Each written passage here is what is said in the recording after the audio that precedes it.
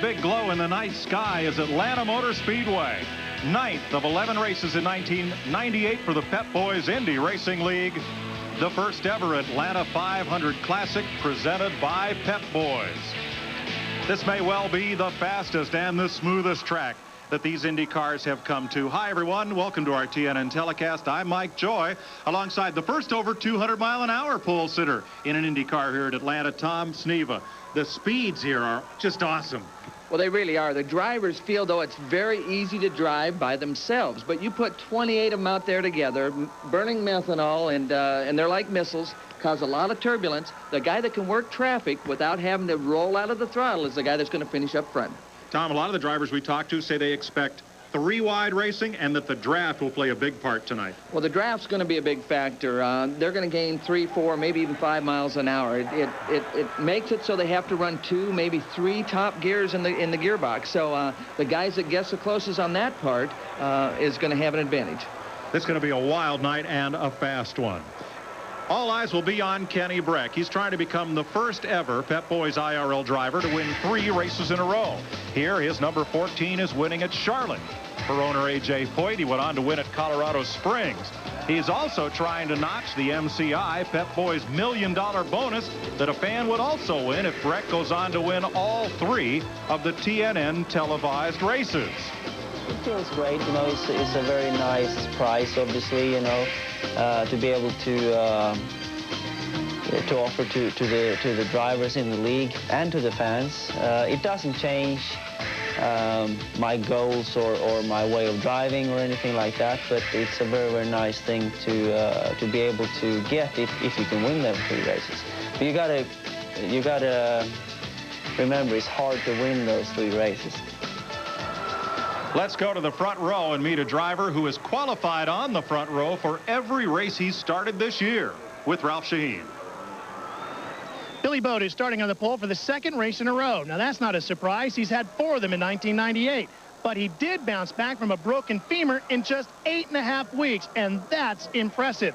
We know the femur is good enough to get on the pole, but are you strong enough, and is the car strong enough to win the race tonight?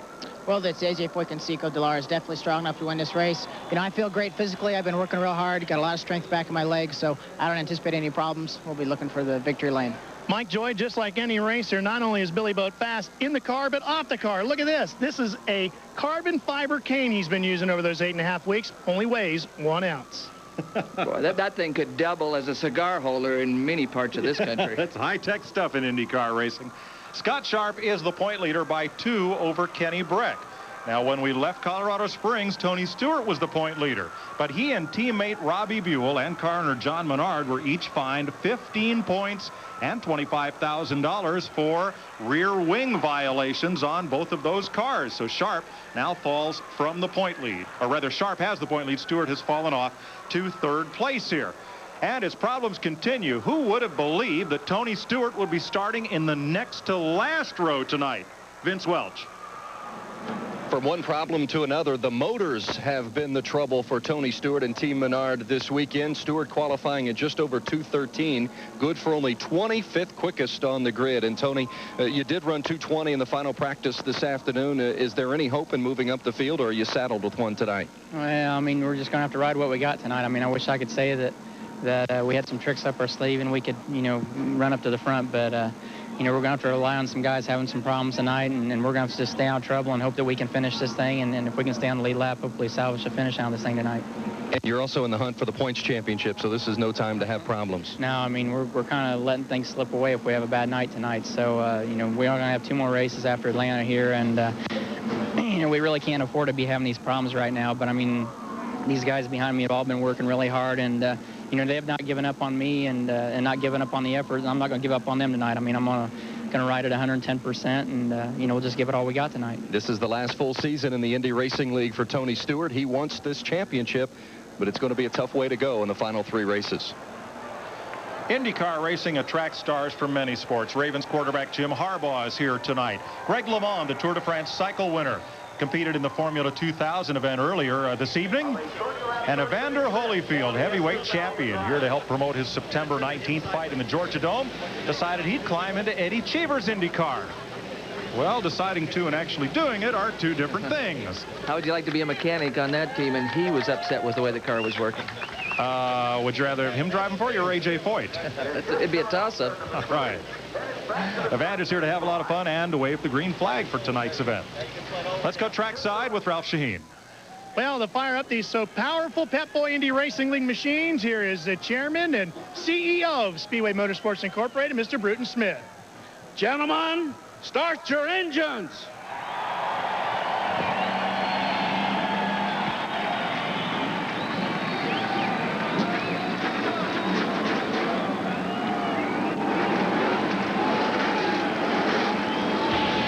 The engines come to life, and we're getting set for the start of the Atlanta 500 Classic with you live on TNN. We'll be right back.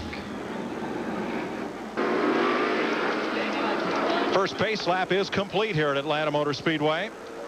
Let's have a look at the starting lineup.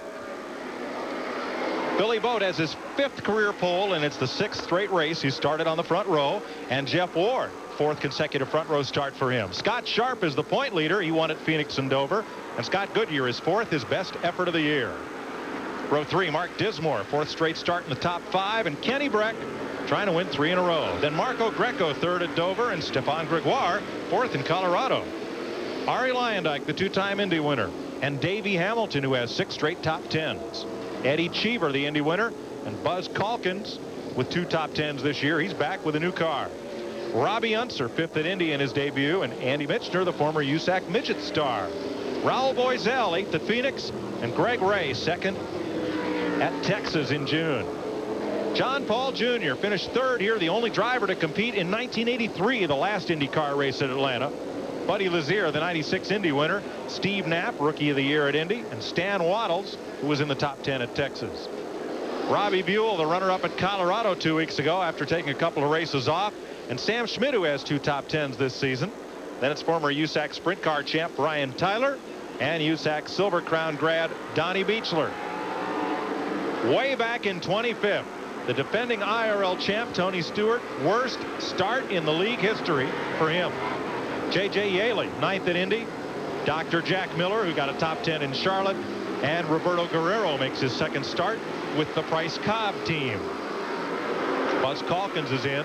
We also had Steve Knapp in then when you were going through the grid, Mike. I'm not sure what the problem is on that Parker Hannafin car, but we'll see if they get it to speed. John Andretti took the NASCAR pole here in March at 192 miles an hour. Tonight, Billy Boat faster than he won the pole at Indy, 224.145 miles per hour. Incredible. Well, the track is just, they've done an excellent job with this racetrack. It's just full table smooth. The drivers all love it, and you know, it's going to be fun to watch this thing. Dr. Jack Miller, the Crest Racing number 40, will have one of our onboard cameras. There's Scott Goodyear, the Pennzoil Panther Racing machine, starting 4th. Scott Sharp, the Delphi Automotive Systems onboard camera.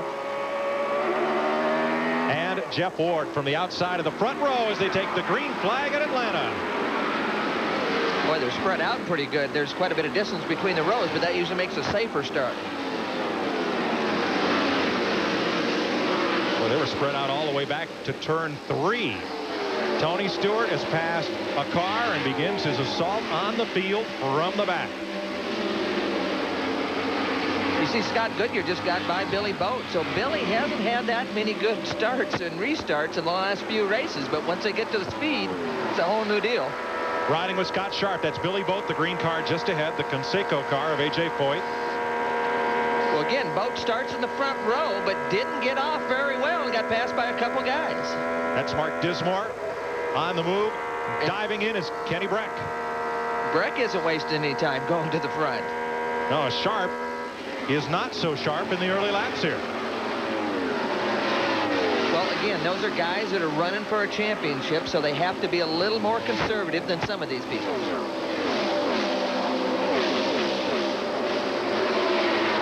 Kenny Breck right up the tailpipe of Mark Dismore. Looks to the inside. Dismore comes right down. Well, that's close, too. That's real tight. You can see Breck had to back out. He lost some air on the front wings and had to roll out of the throttle. And it's giving Sharp a shot at him.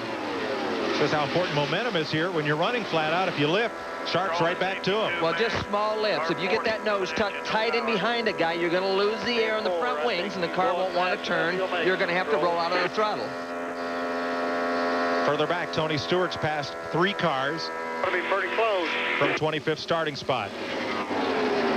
4 cars. He's now 21st. Breck to the outside of Dismore this time. Way up high going into that corner. Wheel to wheel. That's tight. Leader Jeff Ward, last lap, 223 miles an hour. Again, Kenny's all over Dismore. He's a little bit quicker, but you got to find a way around. Greg Ray in the black car on the outside. Stefan Gregoire in blue through the double dogleg or quad oval here at Atlanta. Greg Ray substituted for Billy Boat when he was down and out for a couple races. And trouble on Jack Miller's car, which is now coasting down pit road. Also, Buzz Calkins, don't know if Buzz took the green flag. No, he was on pit road. Did not take the green flag. A new Dallara for Calkins. And they've been improving on speed all weekend. You'll see there's Calkins, number 12, working in the... It looks like the Novocaine wore off Jack Miller a little bit too quick tonight. Jeff Ward, your leader. Marco Greco battling Greg Ray. Greg Ray is on the move. He's up to 8th place. Started back in 16th. That black car is Greg Ray. Well, and he's just going by Marco Greco, who was actually the fastest car in our last practice session. So Greg Ray is heading towards the front of this pack. He likes these kind of tracks. Had a great run at Texas. Nearly won down there. Nearly beat Billy Boat. Yeah, just struggle. It's a smaller team. They just struggle with the financing. But for that small a team, for them to be this competitive every race they're on the racetrack, it's just it really says a lot about that group. Davey Hamilton on the outside takes a spot away from Greco. Clear. And Stefan Gregoire in the blue car, just all over Greco. So I'm really surprised Marco's having some kind of problem early. That's 8th, 9th, and 10th place.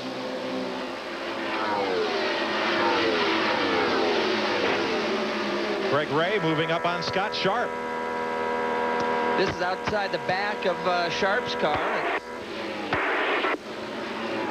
And driving around the outside when these guys are using that much throttle. Motor, you might be able to stay there. Size them up.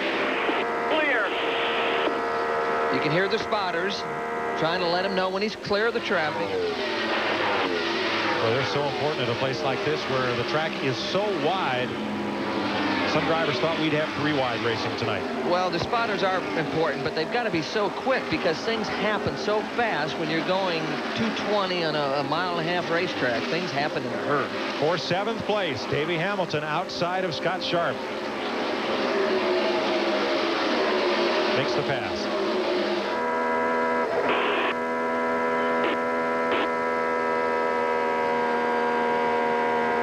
You can see this inside Sharp again. You can see him trying different high gears. So he might be on the rev limiter or having some kind of a power problem, but he's trying different high gears. A lot of the cars are running like 3 different high gears. There'll only be about 100, 150 RPM difference in 3 out of the 6 gears at the top end of the gearbox. Let's get an update on Dr. Jack Miller and Buzz Calkins. Here's Vince Welch. Well, Jack Miller's got a bit of an electrical short. His dashboard just went blank, so they had to pull it in and try to find an answer there. As far as Buzz Calkins is concerned, it's got a brake problem, and Steve Knapp, a rag blew off of Buddy Lazier's car and blew into the car of Knapp, so they had to come in very quickly and clean that rag out. So still working on Calkins' car there in the front end. See Get Well Mom down at the bottom of the screen. Jack Miller's mom, Eileen, recovering from heart surgery, home in Indianapolis. It's the first race she's missed since Jack started running in the IRL, and we wish her a speedy recovery. Well, good racing here. Again, Kenny Breck down low, and Greg Ray over the top on the outside. That's pretty tight-pitched racing there. Boy, Ray coming after Dismore. Greg Ray in the black car in red, white, and black. That's Dismore. Right in front of Dismore, you see the green car of Billy Boat, the pole sitter. So Greg Ray is moving through the pack with reckless abandon. And Boat has solidified now in 3rd place after dropping from the pole position on the start. Ralph Shaheen, what's up with Billy Boat? Well, Mike, remember in qualifying, Billy Boat had a problem with the alternator. They got that fixed, qualified the car, and then after qualifying, they changed engines. So this is not the engine in the car that put Billy Boat on the pole. Billy Boat has not led an IRL race since he won at Texas. Well, he's sat in the pole every time since he's been back, but you know, he hasn't been able to keep it up front when the green flag goes down. But Greg Ray, look at this guy. I mean, he's able to run up high and just drive around the outside of these guys. I mean, this is pretty amazing when they're all running pretty much flat out through the corners. Remember the run he had at Texas? I mean, he had no fear. I think once he put the left wheels in the grass to make a pass. He is quite a talent. If he can keep the car under him for the distance, Greg Ray is going to be right there at the finish. They've had to skip a few races for lack of funding. They've had a number of one-race sponsors, but Greg Ray has shown he's the real deal. Moving outside, Billy Boat. This looks like, Tom, the best place to pass off turn 2. Without that dog leg, with that long straight back straightaway, it looks like where a lot of drivers are trying to get a run. Well, and you can see Billy's not working bad because he's able to hold the car right down on the bottom of the racetrack. But Greg Ray, I mean, there's some horsepower in this thing right now. Inside, clear. It's Greg Ray's spotter. And Greg Ray goes on to take the 3rd position behind Jeff Ward and Scott Goodyear. Your usual stellar job. Keep it up. I know he's not talking to us. Well, it's amazing. We know what the speed of light is, Mike, but I don't know what the speed of dark is. Do you? We'll be right back. Jeff Ward leads the Atlanta 500 Classic. 3rd time this year he's led the opening lap. Jack Miller back in the race. Buzz Calkins back in the race. 21 laps down. Look at Ward, who announced a new sponsor this weekend. Yeah, Thermotech, sort of an interesting company, taking waste products and turning them into something that's useful. And I don't know I'm not sure what the company's saying is. It's shoot to Shinola or something. I'm not sure what that is. That's good. It's Robbie Unser down on the track apron coming pit side. Yeah, the Children's Beverage Group car, Eddie Cheever's team makes some kind of problem there. And Tony Stewart, who started this race in 25th position, has climbed to 12th. Fastest car in the racetrack is Scott Goodyear, the Pennzoil car, in 2nd place behind Jeff Ward. You're riding with the race leader, former motocross champ, Jeff Ward, coming up on lap traffic. Again, you can hear him roll out of the throttle a little bit, so but there's traffic right in front of him, and you know, when you're leading the race, you can be a little more cautious. Take your time. You can hear him roll out of the throttle there. I think that's Donnie Beechler just ahead, and Scott Goodyear closed right up on the leader. Now the race pace has dropped to 215 miles an hour as the leaders try to find a way by traffic. Or Goodyear by for the lead. Well, Goodyear's been a little quicker the last few laps, and looks like he got the job done. Ward looked like he had just a little bit of a wiggle with the car coming out of turn 4 there. Well, the hand position on the wheel indicate he might be getting a little bit loose as he's getting later in the fuel load, and when that happens, there's parts of your body tell you to roll out of that throttle. So Scott Goodyear becomes the 2nd leader of the night at 29 laps. Going up on Brian Tyler, and Greg Ray is in trouble. I'll say new when we want new. Get those on. Sounds like it's a tire problem. Go to position 1 on your fuel. Down to the 80-mile-an-hour pit road speed, and right here, folks, 80 miles an hour. Looks like he's stopped. Well, and this is too early for scheduled pit stops. They should be able to go 41, 42 laps, but J.J. Yaley is also in. it looked fairly routine, though. It looked like they were just going after tires and fuel. Ralph Shaheen? Well, Mike, they're taking on 4 tires and a full fuel load. And we'll check with the crew to see if there was a problem with one of the tires as soon as they bring them over the wall. 15-second pit stop. Stan Waddle just coming off pit road as well. So Scott Goodyear picking them up, putting them down. He puts Raul Boisel down a lap there. Yeah, the Trans World car, Raul, they were very optimistic about being able to run just a little more competitive. Here comes Ray back onto the back straightaway, trying to blend into traffic. Trying to get back to speed. Stan Waddles, again, the Riley Scott chassis, you know, small teams, not as big a budget, and to develop a car, it's real tough. Sixth place battle here, Scott Sharp, Marco Greco. And Scotty's not been having a fast day so far. Well, and actually Marco wasn't very quick early, but now he's starting to go forward. Congratulations to the Sharps. Second child born last week as Stefan Gregoire goes by to Scott and Kimberly. Jackson is his name. He's their second. And also Bill Mullen, crew chief for Andy Mitchner. Bill and Laura had their second child, a girl, Tess, on Thursday. Takes care of the stork stories for tonight. We're all stirred up. Davey Hamilton looks to the inside. That's getting by Roberto Guerrero, who did a nice job. He was very quick in the last practice session with the Infinity motor, and these guys had smiles on their faces, but the car is obviously off a little bit right now. So Jeff Ward on the pit lane. It is.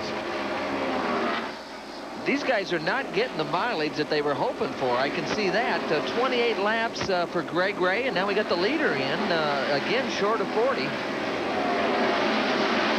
Well, now, he was the second place car when he stopped. Scott Goodyear passed him on the racetrack, so.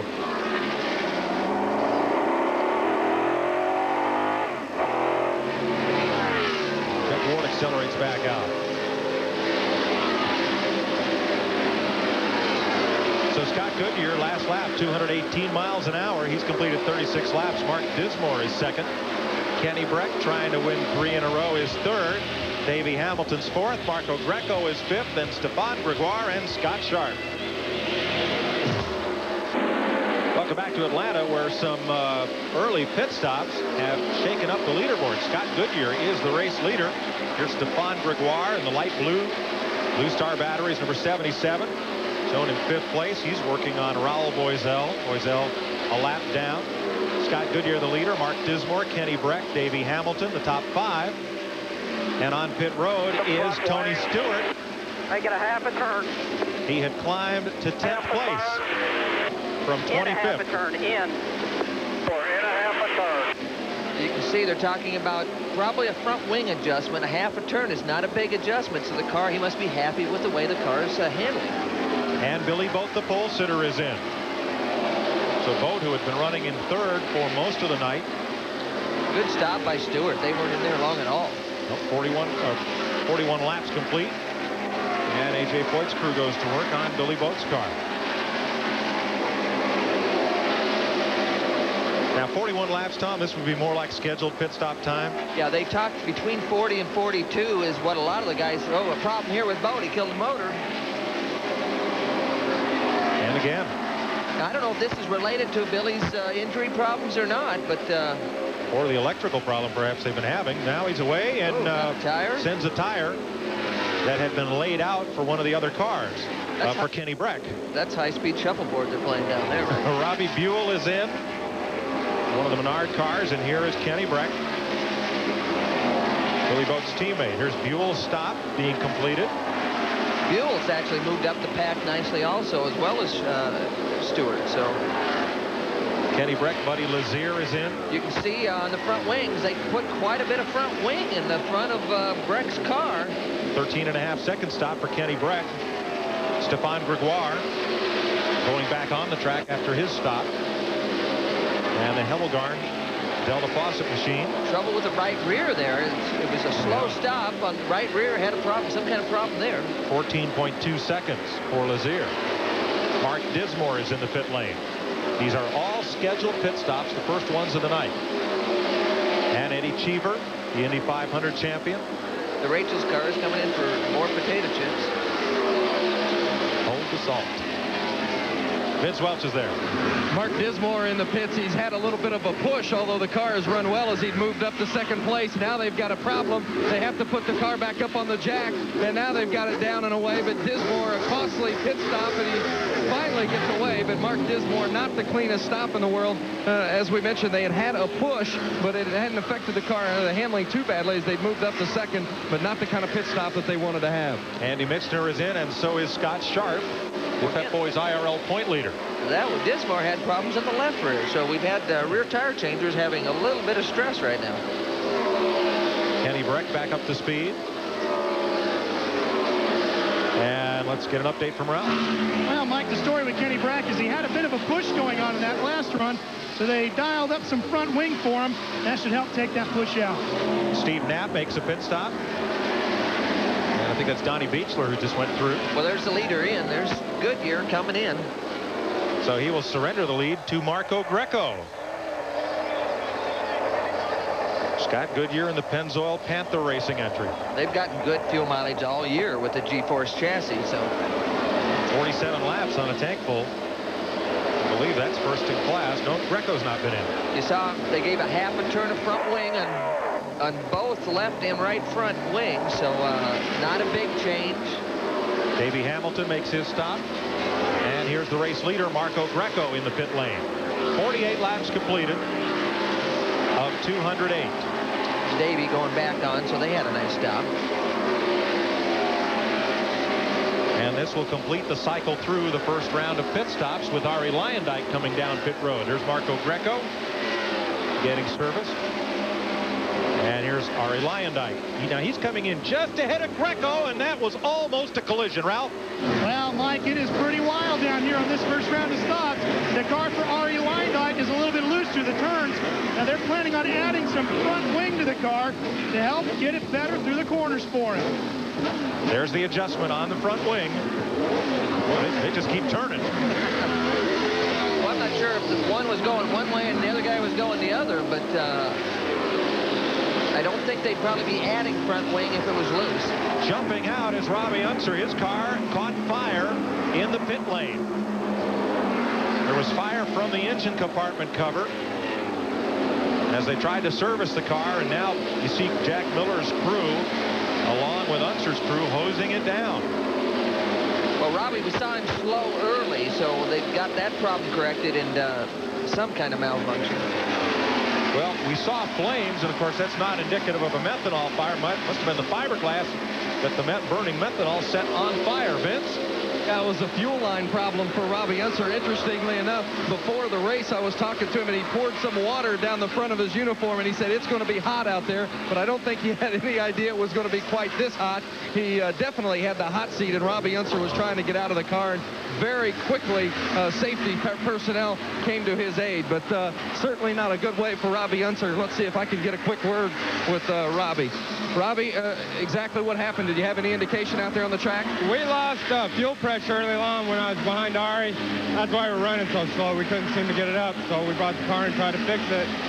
Got on fire. That wasn't no fun. That seat got hot. Yeah, it got hot. So most of it was fuel pressure, though. Otherwise, we had a pretty good car. Thanks. Robbie Unser done for the night. Well, Children's Beverage Group makes a non-spill drink pouch, but obviously they don't have it on the race cars. I don't think it's fireproof, Tom. Oh, okay, all right. So he's out of the race. Scott Goodyear has gone back to the lead at 52 laps. There he is working traffic. Kenny Breck is the second place car, then Davey Hamilton and Greg Ray. We'll be right back to Atlanta after this. Welcome back to Atlanta Motor Speedway. It's quiet and we're under caution, and you see the reason why. Look at that big dark area of racetrack in the first dogleg between turn 4 and the start finish line. That entire bank of lights up on the roof. You see on the right side of the screen the bank of lights. You don't see the lights up in this area. Apparently a breaker or some sort of a power problem has caused those lights to go dark, and it would have the cars coming into an area that is far less lit than the rest of the speedway, and at 215 miles an hour, very difficult to see. So Pep Boys Indy Racing League officials quickly put out the caution flag. Actually, this might make a few of these guys quicker if they can't see what they're doing. Greg Ray comes in the pits now that the field has been collected, and so does Jeff Ward. Well, Greg, we know, has been very, very fast, but they've got either a fuel pickup problem or something going on there, because they just can't run enough laps in a tank full. Let's find out from Ralph. Well, Mike, Tom is exactly right. It is a bit of a fuel pickup problem. The problem is they don't know how much fuel mileage they're getting. The fuel pickup problem, the fuel pump isn't giving them all the gas they've got in the car, and it's not registering to them. So that first stop that they made a little bit earlier than everybody else was a safety measure. They came in, filled the car up, then they could go back and do the math to figure out how much fuel they didn't take into the car, figure out the size of the fuel tank, do the math. They know what kind of fuel mileage they were getting, and they could go from there. The stop now will help balance them back out for the fact that they had to pit early.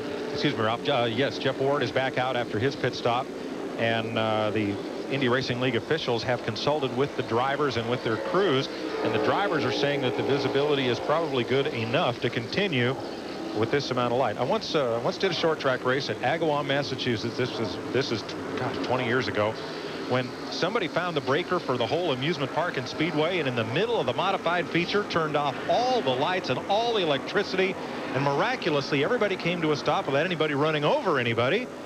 And it was about 10 minutes later, the lights came back on, and they started the race again. But boy, scary thing. Let's show you a couple of things that happened during the last round of pit stops. There were some good pit stops, and then there were some incidents like this. Well, Billy had a little trouble getting the thing fired, but when he did get it, well, it looks like it stumbles here after he clipped the tire.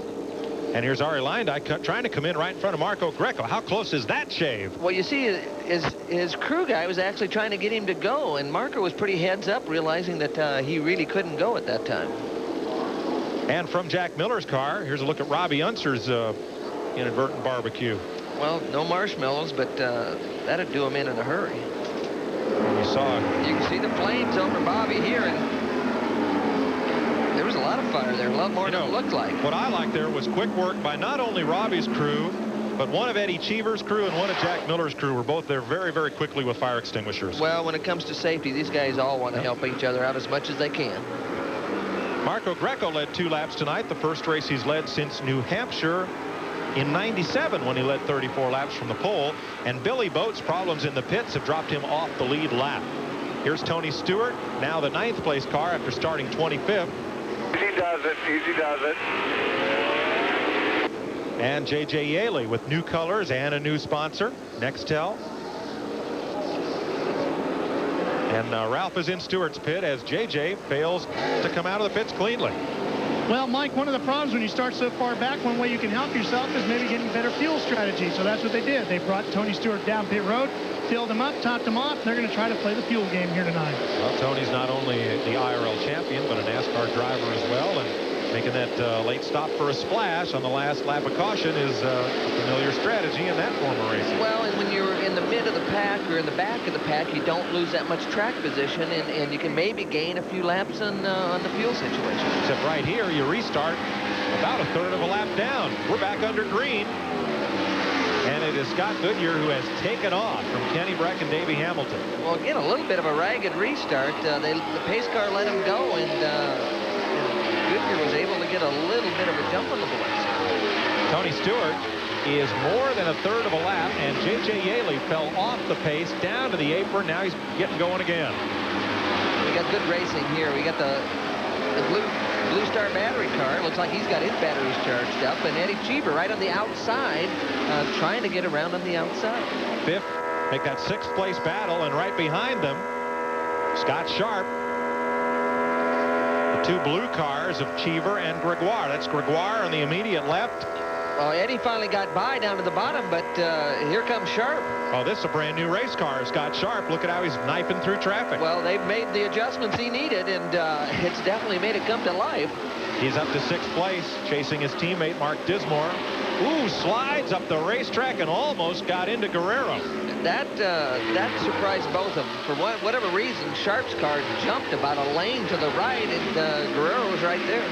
Now, Tony Stewart's pit stop dropped him to 11th. And unless I'm mistaken, Stewart is trying to keep a personal record intact of having led every IRL race he's competed in. Up in smoke, J.J. Yaley. Caution is out. Pretty good fire out the back, but it looks like it's simmered. Great, Mike. Follow him in. Follow him in.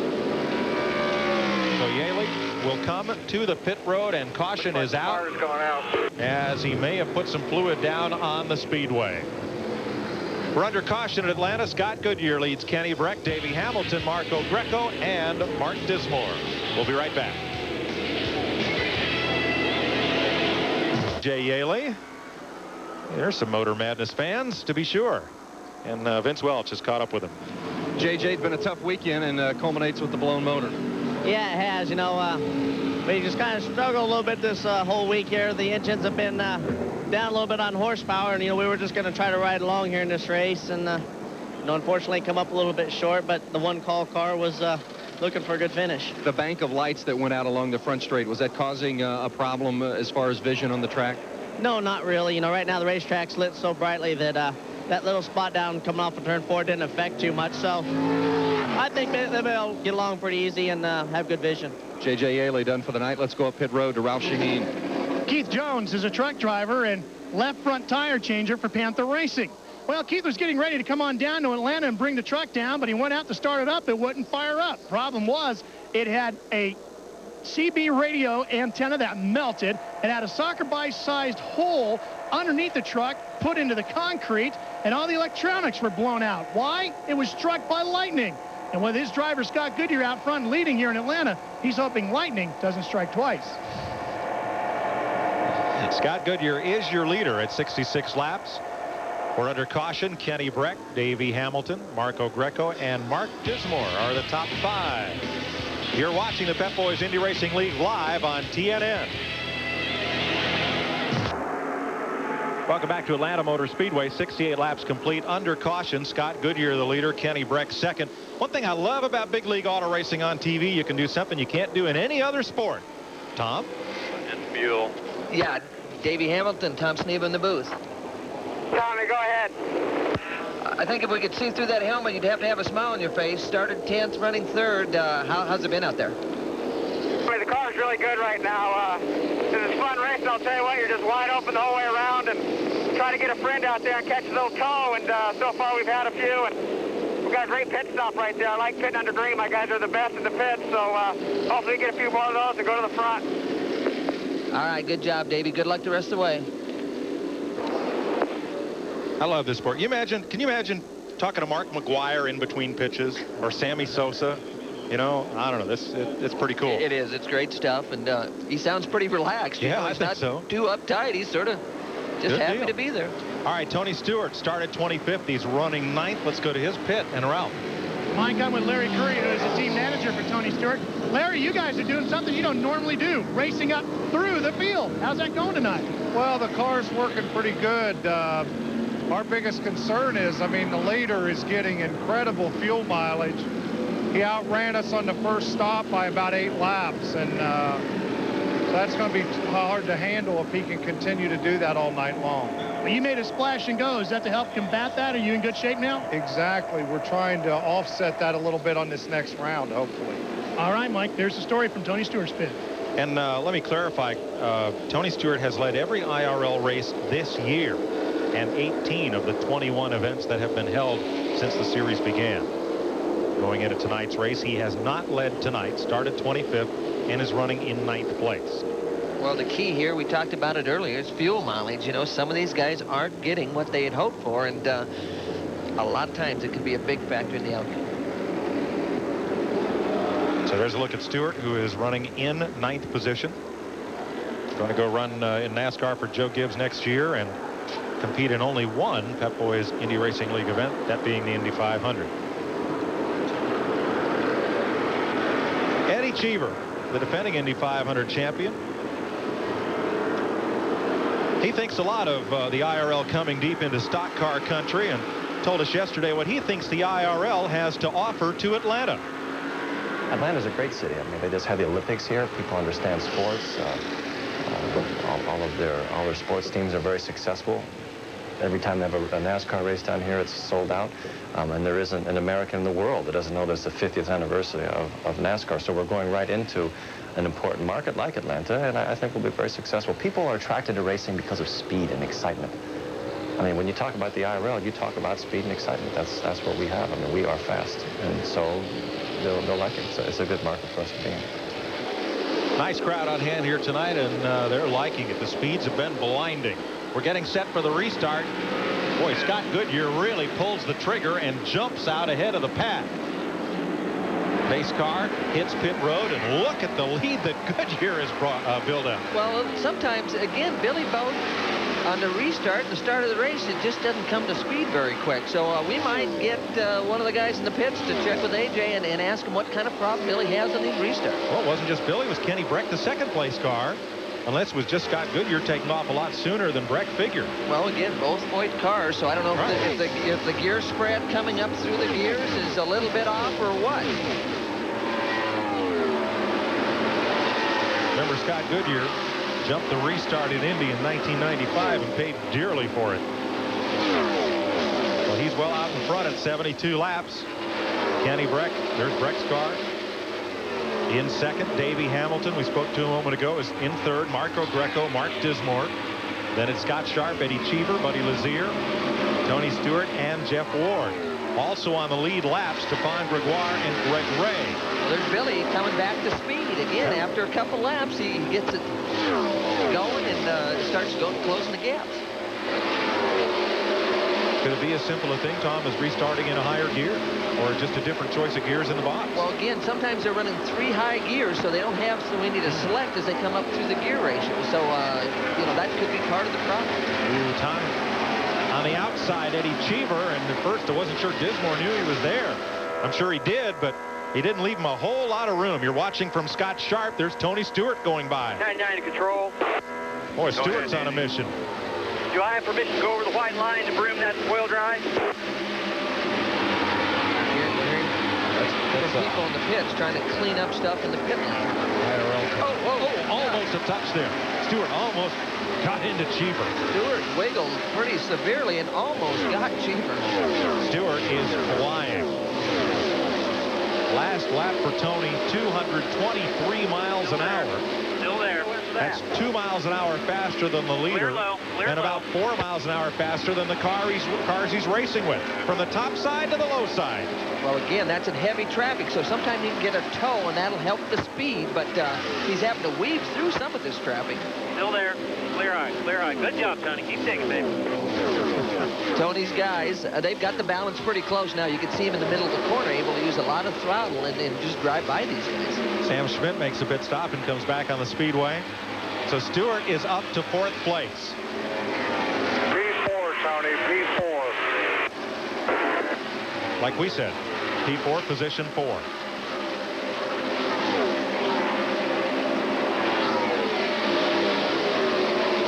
That yellow car is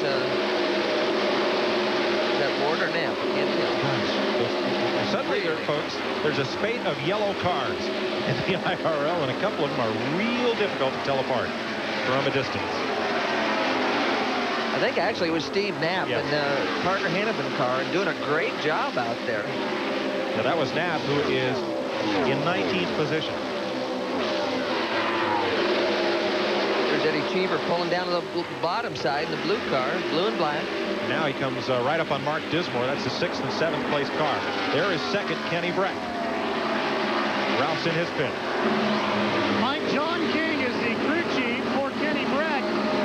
John, it seems like Kenny's not getting as good a start on the restart to Scott Goodyear. Has he got a problem with the gearing, or is Goodyear just that good? No, I think Goodyear just jumped the start there a little bit ahead of him. We'll get him before the night's over. All right, well, hopefully they won't have to deal with any more cautions, Mike. Well, thanks, Ralph. Well, they actually need, you know, these restarts. The leader does have a big advantage if he's able to let the pace car get away from him. And they do that in IndyCar racing. I'm not sure why, but if they left the pace car out there and didn't let the leader spread himself from the pace car, they could keep those restarts a lot tighter. I'm sorry, I was laughing at King's reaction. You know, he says, well, we didn't do anything wrong. Actually, it was this guy, Scott Goodyear, who is the leader at 81 laps.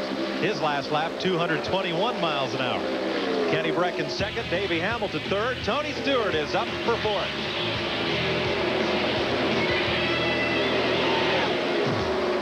Back to Atlanta Motor Speedway, Mike Joy with Tom Sneva. Watching Scott Goodyear run around here at 219, 220 miles an hour and lead most of this race. Jeff Ward led from the start, the first 27 laps. This is inside Goodyear's car here. Let's listen for the engine pitch. He rolls out just an ounce. Not much, though. And let's have Scott Goodyear take us for a tour around Atlanta Motor Speedway. Right now with Atlanta, you just drive into turn 1, you're flat. You just sort of guide the car through the turn, let the car do the work and sort of rotate itself and free itself out coming out of the turn. And then, you know, it will take long to get down the straightaway at the speeds that we're going. We're already into turns 3 and 4. And 3 and 4 is it's much the same as 1 and 2. You're flat and a little bit different line, just trying to keep the car as freed up as possible. And you get into the tri-oval, which is a nice section coming out of 4 because it really allows a lot of racing room side by side because you got the track opening up the D-leg there. Scott Goodyear just put another lap on Robbie Buell, whose car is not up to speed if you call 202 miles an hour. Not up to speed. Well, even when he was that much slower than Goodyear, Goodyear still gave him lots of room. You heard him roll out of the throttle as he was talking about getting around a lap here. Now, Mark Dismore is in the pit lane. Would this be a scheduled stop for Dismore? I don't think so, Mike. I think we heard on the radio that it might be a tire problem. Well, he was in at lap 44 and now comes in at lap 87. And I don't think he was in under that last caution. That would fit, but again, he had some concerns about the tires, so a lot of times you'll come in early to be on the safe side if you're in that pit window. 5 laps Tony Stewart has caught Greg Ray. This is the battle for 4th place right here. Stewart looking low. Now Ray is giving him a lot of room, Tom, on the bottom of the racetrack there. Well, you heard Greg Ray's guys talking to him. They're talking about pitting in the next 5 laps. So, you know, how serious they're going to race for those 4 laps before you enter the pits. And Tony Stewart was just in. Gray wiggled the back of the car off the corner. Inside. Now Ray had just passed Stewart. Here's Stewart coming right back after him. Inside. Still there. Again, the spotter trying to help him around the racetrack. Working lap traffic, Robbie Buell. We're way up top there, Greg. It's kind of dusting it pretty hard like Milwaukee 94. This is pretty unusual. The crew's talking to him right in the middle of the corner, and he's in heavy traffic. Now, a lot of the drivers don't like that situation. You need to concentrate pretty heavily when you're in the middle of the corner and when you're in traffic. So those two together. Stewart's got to worry about Cheever now. I'm not sure that a lot of these guys would like to be talked to quite that often. Greg Ray had just gotten past Tony Stewart and now solidifies his hold on 4th place. Well, Eddie Cheever right there. Yeah. Stewart up from 25th to 5th. Greg Ray 16th up to 4th. Buddy Lazier started 18th, now running 9th. Nobody's ever won an IRL race from that far back. Again, this is the battle right here. And you saw Greg Ray wiggle. When Tony gets right up on the back end of him, he takes a little bit of the air off the rear wing of the lead car, the black car, and it'll cause the car to get a little loose if the balance is real close to neutral. Ralph, what's the strategy on Greg Ray? Well, Mike, one of the things I wanted to tell you about is Greg Ray is one of the few drivers in this series to have utilized both tire manufacturers. Early on in the season, he ran Firestones. The 2 races he subbed for Billy Bolton were on Goodyear's, and he's back to Firestones. So he is able to utilize all of that information on his own car here tonight. All right, we've got Mark Dismore has now dropped down to 15th position. Vince, what's the trouble there with Mark? Well, Dismore had a bad right tire, so as you were speculating, they did not make a scheduled stop. It was unscheduled. They needed to come in. They went ahead, obviously, and changed all 4 tires, but the bad right rear for Dismore. Greg Ray. Again, the car looked loose, and he spun it. He hadn't hit anything yet, but... Yellow. That's us. We spun. Are we in, Greg? Are we off the wall? Talk to me, spotter. Can't see. The podium's in the way. He slid off the wall. He didn't hit the wall on the outside, but he might have on the inside. I can't see. Yep, he sure did. Greg Ray is going to climb out after a really impressive drive tonight here in Atlanta. You could see as he spun, he really kept the wheel spinning, trying to gain any kind of purchase and momentum to keep that car from spinning into the back wall. Well, the amazing part is he just got through spinning about 2 360s, and Greg Ray, of all the voices we heard over that radio communication, he was more calm than the spotter was. And that's pretty good willpower from a driver's standpoint. I think that first voice was the crew chief yelling caution, caution, caution. Yeah, but Greg knew. Said, he knew who it was. Greg told him you never want to be the reason to have the caution come out even when you're looking for it. Now, that's not a blue uniform. Now, safety crews and folks out there near the corner with Greg Ray. We'll have a look at what happened to Greg Ray when we come back. We're under caution at 95 laps. It's the third one tonight.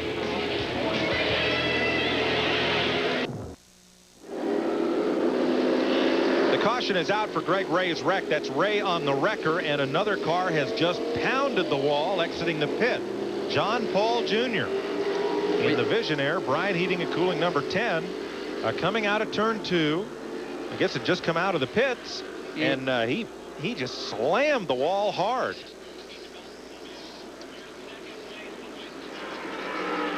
So he was trying to get back up to speed and get in line. Yeah, we're not sure what happened there. Again, it's just coming out of the pits, and they're under yellow, so it's hard to say. We need to check in the pits and see if he communicated. There's Tony Stewart, who is the second place car. And they may have touched, is the indication we're getting.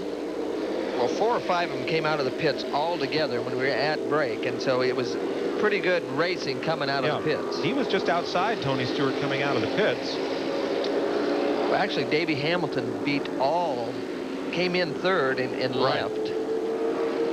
Now, Marco Greco, I believe, did not stop. Let's see what happened here to Greg Ray, the black car. Tony Stewart right behind him, and he's coming up on Billy Boat. And the car just jumped sideways. Look, it's just getting by his Cheever. Wow. And Stewart. I mean, this is real close. The black car, again, watch, it just gets loose. He's right between 2 cars. It didn't look like he was that close. If the air from both those cars should have affected him, but that car just jumped sideways. Here it is again, the black car. And look at Eddie Cheever up high. Just misses Eddie. Those two got together at Dover and weren't happy with each other. No, they were battling for an up front position. Cheever just lucky to get by, and I wonder what his thoughts were as he saw Ray going around. This is leaving the pits under the yellow. Wow. Now that car just took off to the right. I don't know if he tried to gas it a little bit or what, but you know, they're going pretty slow. I'm not sure what caused that car to just dive right. Something went very wrong, but it looked as if just at the point where the track transitions from the flat to the banking is where John Paul's car just rocketed up into the wall. Well, and it looks like it took off. Well, I don't know if that's a transition with cold tires, and he was trying to accelerate to get to blend into that back straightaway. But under the yellow, it's a little unusual. 9th DNF in 12 races for Greg Ray in the Pep Boys Indy Racing League. So we're still under caution here at Atlanta, but we'll be right back.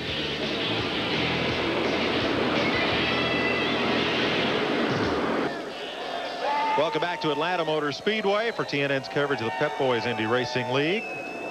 Tonight's Atlanta 500 Classic presented by Pep Boys, and there is John Paul Jr.'s car going off. The only driver in this race who also competed in the last IndyCar race to be held here back in 1983. Well, yeah, he actually finished third that day, and it appears as though third's out of the question tonight. Greg Ray out of the race as well. Now, Kenny Breck trying to win his third in a row. Nobody's ever done that. Arie Luyendyk won 2 in a row.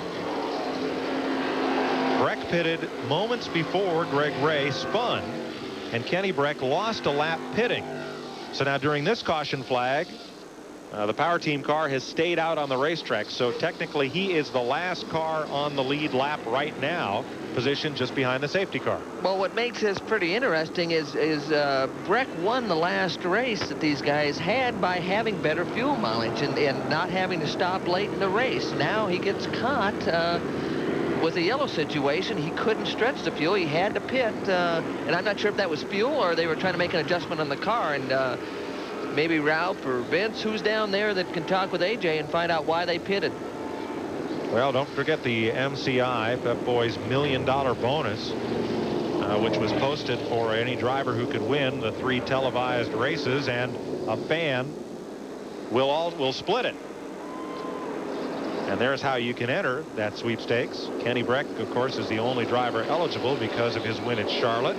If he wins tonight and wins Las Vegas, there's $1 million at stake for Kenny and some lucky fan. So Tony Stewart has been adjudged to be the leader. Greg Ray is out of the race. Vince is with him. Greg, what happened in the accident? It was unfortunate. This is our first race back since the Dallas race, and we had a really good car. We had a fuel pickup problem. We had to come in early, and we could only pick up about half our tank, so we were trying to come in on every yellow to get fuel, and we had a good car. I think we had the best car in traffic out there, and unfortunately we were running the high line, and I guess I picked up a piece of debris, and we cut the right rear tire, exploded at turn 2, and I held on to it for a little while, and it finally it looped itself at the exit, and went to the brakes and kept it straight all the way down the back straight, and I thought I could actually you know, maybe keep it off the wall so I could get towed back for some new tires, but unfortunately we just barely clipped the wall. So unfortunately not the results we want for our best access and our sponsors. Will we see you in Texas? Absolutely. We had some problems coming into this race, and we're going to overcome all those in Dallas. We're going to try to do that two-step boogie. Hey, Greg Ray from the state of Texas, looking to go back home. Let's go to Ralph Shaheen. Vince, there are different ways you can adjust your car. Sometimes you can do it from the crew. When you come down, you'll see him make adjustments to the front wing or the rear wing. You can also make some adjustments from inside the cockpit, and that's what Scott Goodyear is doing. His car is so good, they're leaving it all up to Scott. Now, there's 3 things that he can do. This right here is for the anti-roll bar. There'll be one in the front and one in the back. He can adjust this here, and he can also adjust the weight jacker up here, which is usually just for the left front tire. He can adjust these and make that car do what he needs it to do as the fuel load goes down. Scott Goodyear posted right now in 3rd, Ralph, as they take the halfway sign here at Atlanta. The rules only allow you to have that weight jacker in one corner of the car. Some guys put it on the right front, some on the left front, so they move it around a little bit. The problem is you can change the weight, but you also change the ride heights, and these cars are very sensitive to both those things, so you can really affect the handling of the car. You're riding along with Goodyear in 3rd. Marco Greco, who led earlier tonight, has just made another pit stop as we get pretty close to going back to green here in Atlanta.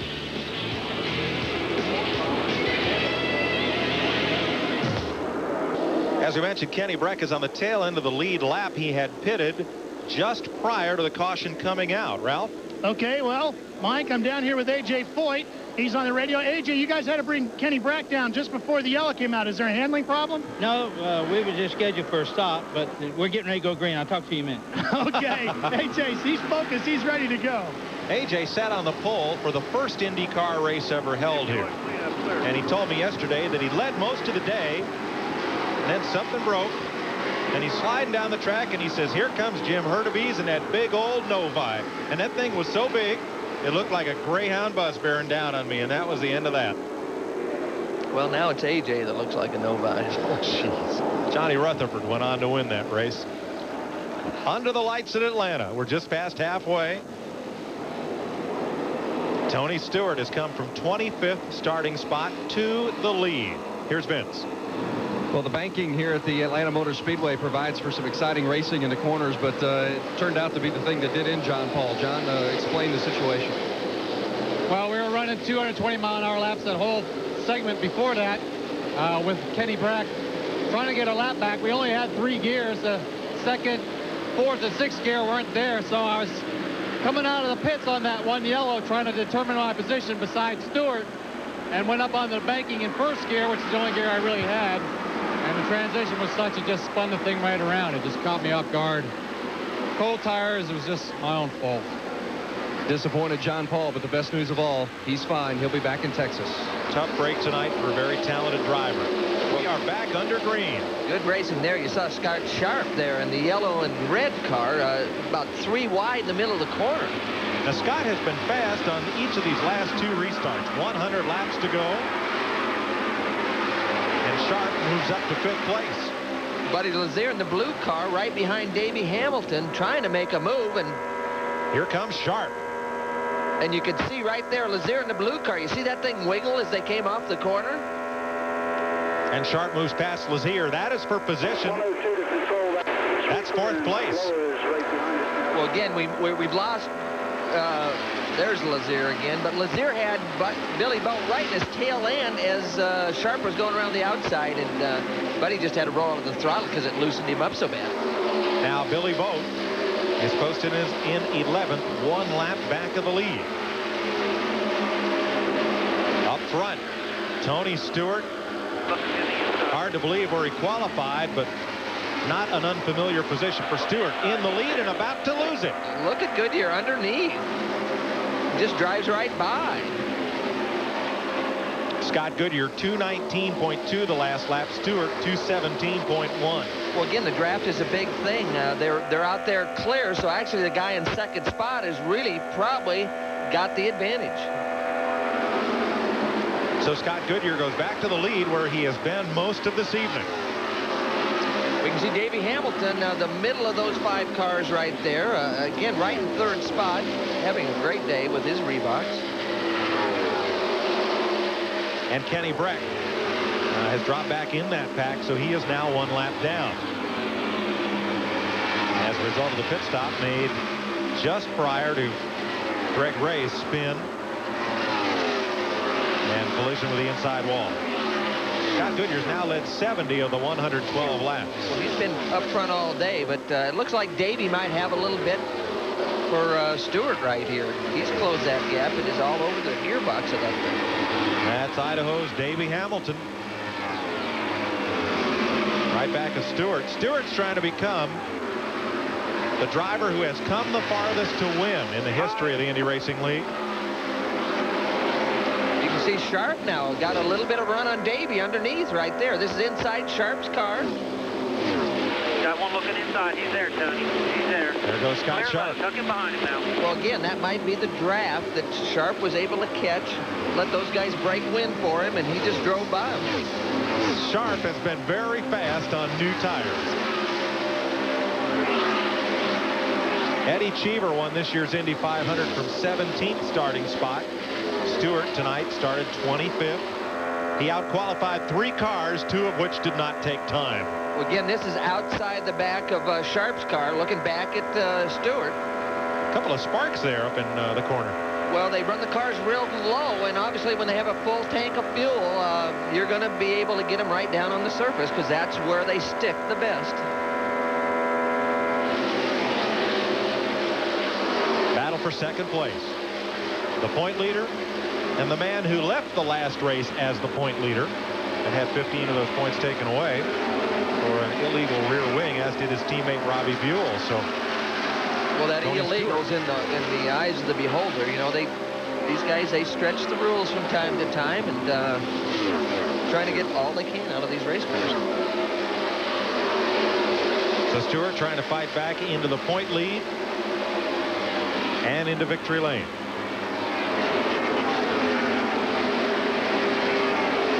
Again, Sharp, Stewart, and Davey Hamilton, 2, 3, and 4. Don't count out Eddie Cheever in 5th. Stefan Gregoire has just passed Buddy Lazier for 6th. Jeff Ward, the outside pole sitter, is 8th. Those cars are on the lead lap. 9th is Marco Greco. 10th is Kenny Breck. 11th, Billy Boat. 12th, Ari Lyondike. Again, Davies closed the gap. He's there. He's there. Still there. Still there. He's got a follower. Left guard's following. Clear low. Clear low if you need it. Good stuff, boy. Those spotters just do a world of good for these drivers. He's looking low. Looking low. He's there. He's there. Did you have spotters when you raced? Yeah, but most of them are dogs in the pits. Had Marconi invented the radio by then? I think so. Actually, when we finished second in Indianapolis in 1980, starting last, we were the first people to use spotters, and it made the whole difference from going from last to second. And we were sort of the first to do that. And actually, we got it from our coaching background. You know, when coaching football, you can't see everything on the football field, and so we decided to try that in the racetrack. Pretty neat. Scott Goodyear looking for his first Pep Boys Indy Racing League win. He has 3 seconds, and he leads here tonight in Atlanta.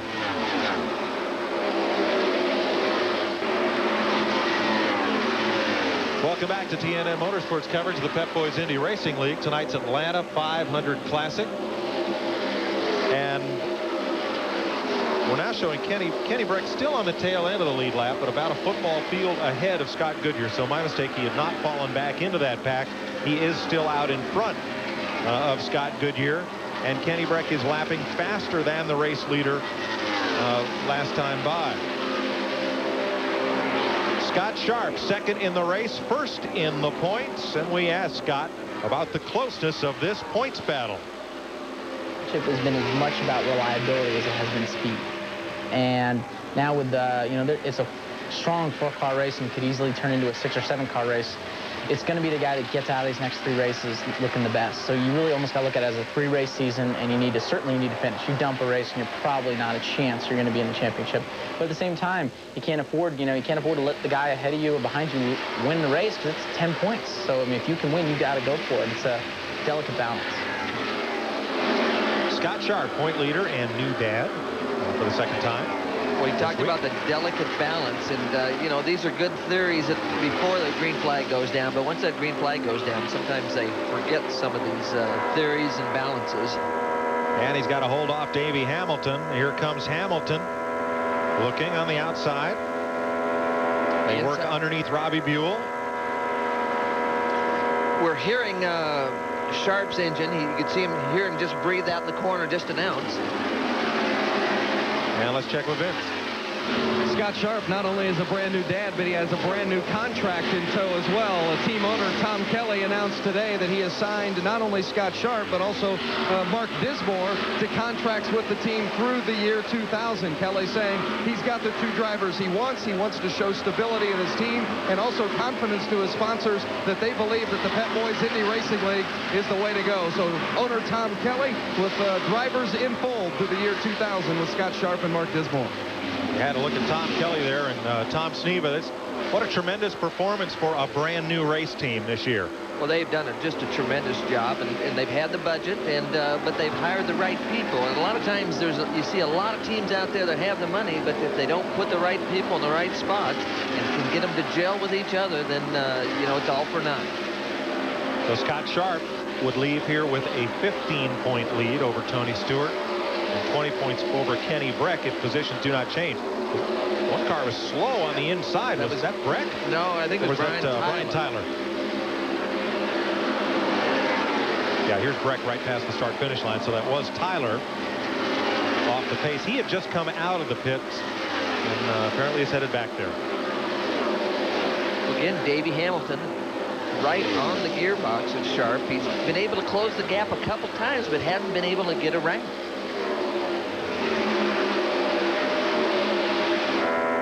Hamilton's last lap 2 miles an hour quicker than Sharp, just showing the effectiveness of the draft, helping him close right up. And again, closing's one thing, but now you get into the turbulence, you get into the bad air, and it affects the way that both of these cars handle, but usually it affects the one that's behind more than the guy that's leading this small pack of cars. Billy Boat told me yesterday you can get up within about 3 car lengths before the draft really starts to mess up the following car. Yeah, that's true. And sometimes it's not as bad entering the corner, but on the exit of the corner, if you're tucked up behind the guy on the exit. Trouble. Gregoire.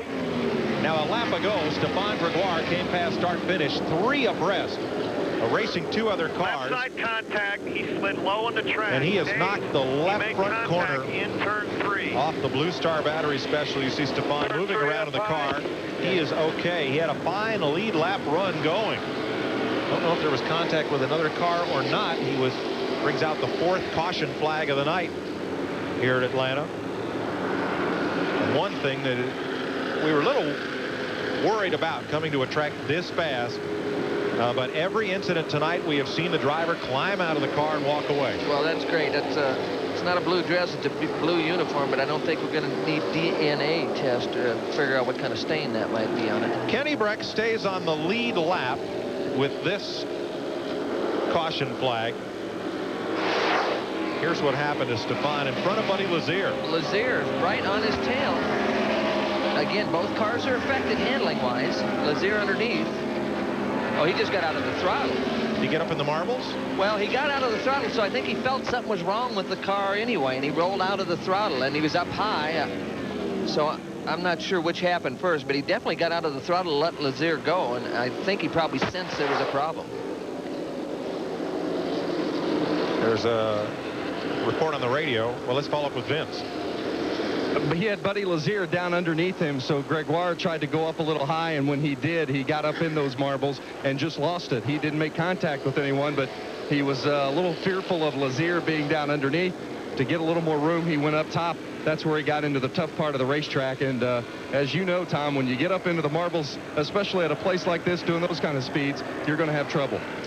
Yeah, no question, Vince. And, you know, the marbles are, that problem's compounded when you have two manufacturers, because they're both trying to make their tires faster than each other, and sometimes they become a little softer because of that. And the softer the tire, the more marble problem you're going to have. Last 3 races for Stefan Gregoire: 4th at Colorado, 8th at Charlotte, 5th at Dover. This is only his 3rd DNF in 9 races, and he was the 6th place car at the time of this crash. So a tough break for Stefan Gregoire. We're under caution in Atlanta. We'll be right back with you here on TNN.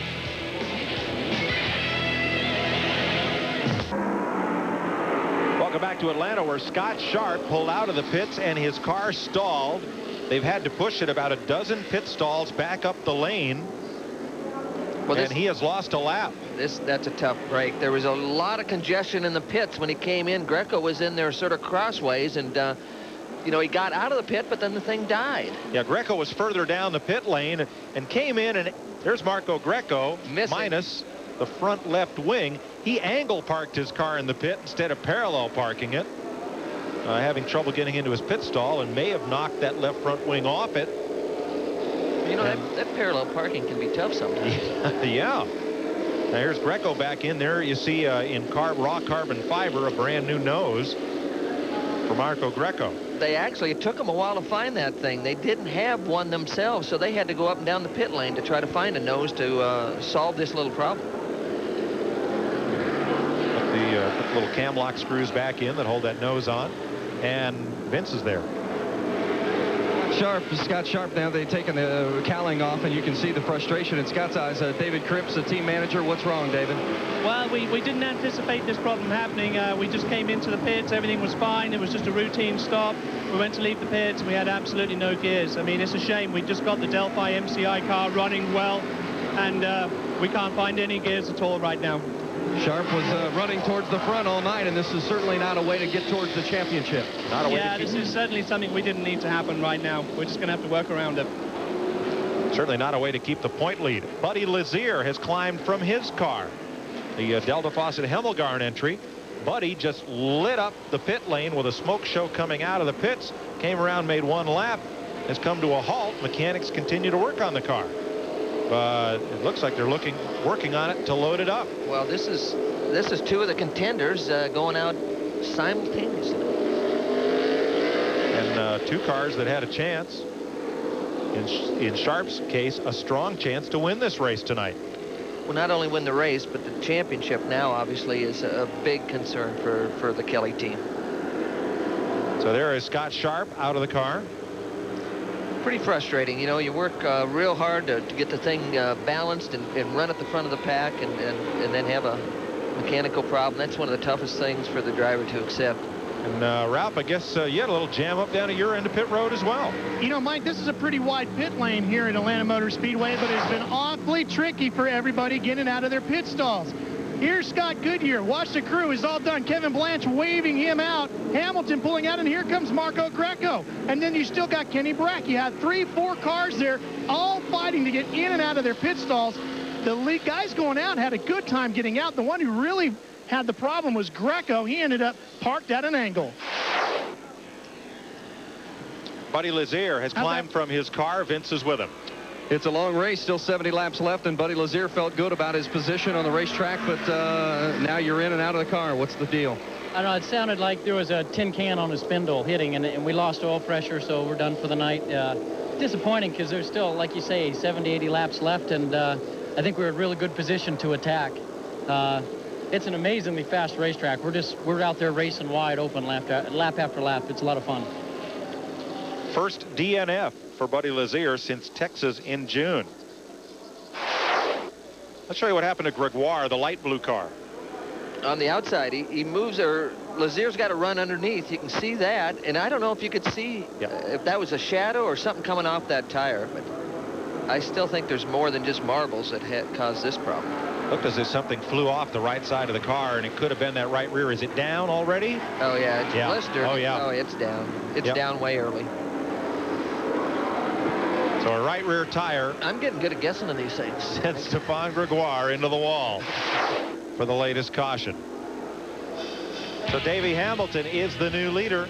We'll be right back with you live here on TNN. Welcome back to Atlanta Motor Speedway. Mike Joy with Tom Sneva. Greg Ray joins us after having a spin and a tangle with the inside wall in turn number 2, and has kindly come up and joined us up here in the booth. And how about night racing here? Well, night racing is fantastic. We've always obviously done it all with the Bruton's tracks in Dallas and Charlotte and Atlanta. Racing under lights is the best thing we can do. Does this track race a lot like Texas? I mean, you were blinding fast there, and you were just flying through traffic here.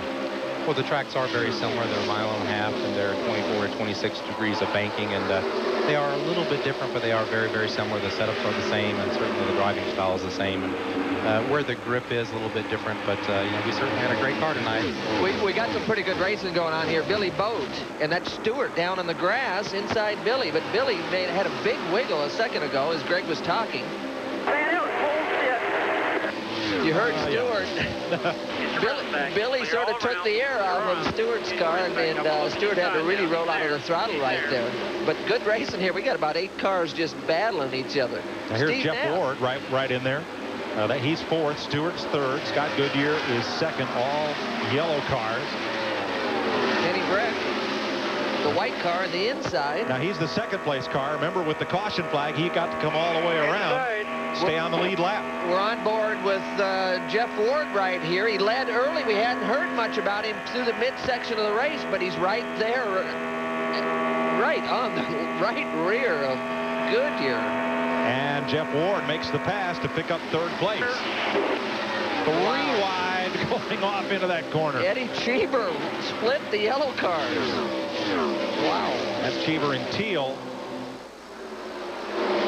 And Scott Sharp, the point leader, behind the wall with Vince. Look at the battling going down. Scott Sharp, now they're gonna put Scott back in the race car. They've fixed up the car, and he's just run to get his helmet. And we talked to Scott a moment ago about the fact that now you can push the car behind the wall and then get back out and run it. So now Scott has just run to grab his helmet. He's going to get back out there and still stay in the hunt for this points championship. I talked with Scott earlier in the week, and he stressed the reliability was the key at this race and the following 2 events to win the championship. He said as much as speed is a factor, you've got to go the distance. So every lap he turns out here tonight could be a step toward the championship. Sharp is in 17th place with 135 laps completed. That's Leindyke and the black and white car there. There's some great racing going on right now. Yeah, Tony certainly had a great car out there tonight, but I'm sure Tony's taking the championship, and he's probably not going to do anything too racy. It's, you know, these drivers, they always talk that way until the green flag goes down. You know what I mean? So here's Leindyke, 1 lap off of the lead inside of Scott Goodyear. Well, these guys have made adjustments on these cars. I mean, Goodyear dominated this thing for 3/4 of the way through, and now there's 4 or 5 cars that are just driving by. And Kenny Breck's running 2nd. Look like he's in good position to maybe go for 3 in a row. Really is, but you got to give a little mention to Davey Hamilton leading this thing. His crew has done a tremendous job. He's had great pit stops and has been battling with those guys who come in 2nd or 3rd and came out leading after this last pit stop. 5th race that Davey Hamilton has led this year. And for more on Davey, here's Davey Hamilton, your race leader. Here's Ralph. Boy, Mike, that Tom Steven's a pretty smart guy. He's exactly right. Here you see, this is their new chief engineer. That is the guy who is helping them out so much in getting this car running the way it is. But it is really the team that is making the difference down here behind the wall. 9.5 and a 9.3 on their last 2 stops.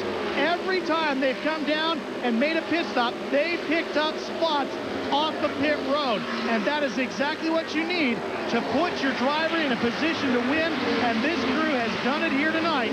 And they are now in a position to go off and get a win, along with the help of new chief engineer, Jamie Gallon. Well, they would be, except that now Davey has given up 2 of those spots and gone from first to third. Kenny Breck, the leader. Jeff Ward in second. Hamilton now third, ahead of Eddie Cheever. So here's your lead battle coming up on a lot of traffic. Well, Jeff Ward, the yellow card. Kenny Breck. I mean, Jeff has caught these guys from way back. In heavy traffic. Now, Billy Boat just ahead of them is on the tail end of the lead lap. And trying to hold these guys back, but inside of Ward, underneath, oh, so close to the left rear. And this is at 220 miles an hour. Clear. Yeah, he's clear, all right. I mean, this is some good stuff. There's some battles, I mean, all through the pack right now. For the first 10 spots, he's just battling. You're back in the lead. First time that Jeff Ward has led this race since lap 27. 155 complete of 208 laps. At least another pit stop. We're hearing these guys on the radio, Greg, and I mentioned when you were still on the racetrack, your crew was talking. You were racing with, I think, Breck at the time. You're right in the middle of the corner, and you know, a lot of times that upsets a driver. He doesn't want to hear from the crew when you're in a tight racing traffic battle and or in the corner. Well, here at this track, you certainly don't want to be spoke to too much, but we're lapping so quickly. You have to pick some time to speak. So sometimes better than never. Exactly. Yeah, you don't have time. You can't get the sentence out in the length of these straightaways at these speeds of 220 miles an hour. Sam Schmidt makes a pit stop. His pit stop sequence, his cycling has been different than most of the rest of the cars today. He's running in 13th position. 50 laps to go here at Atlanta Motor Speedway when the leader comes by, and that is Jeff Ward, the former motorcycle champion. Just that distance, 1 car length ahead of Kenny Breck. Well, and Billy Boat in the green car right in front of him, trying to hold these guys back, hoping for the yellow so he can get to the back of this pack and have a shot. He's just as quick as the leaders right now. Yeah, and I think what you'll see is even if they do pass Billy Boat, he'll probably fall back in and get in the draft. And, you know, all the cars are quick, but once you get in the draft, it's just so much easier to go fast. And we were definitely a little bit down this evening, but we could run really strong in the draft. You're listening to Greg Ray, who ran up front for most of this race. On the lead lap, 8 cars. Ward, Breck, Hamilton, Cheever, then Stewart, Goodyear, Boat. Boat, 7 cars in the lead lap. Boat on the tail end. Well, it was amazing. Ward came right through the first 4 or 5 guys, got to the lead, and it looked like he was going to drive off. But now Kenny's closing the gap. Davy's still right there coming back. So, you know, this is fun stuff to watch.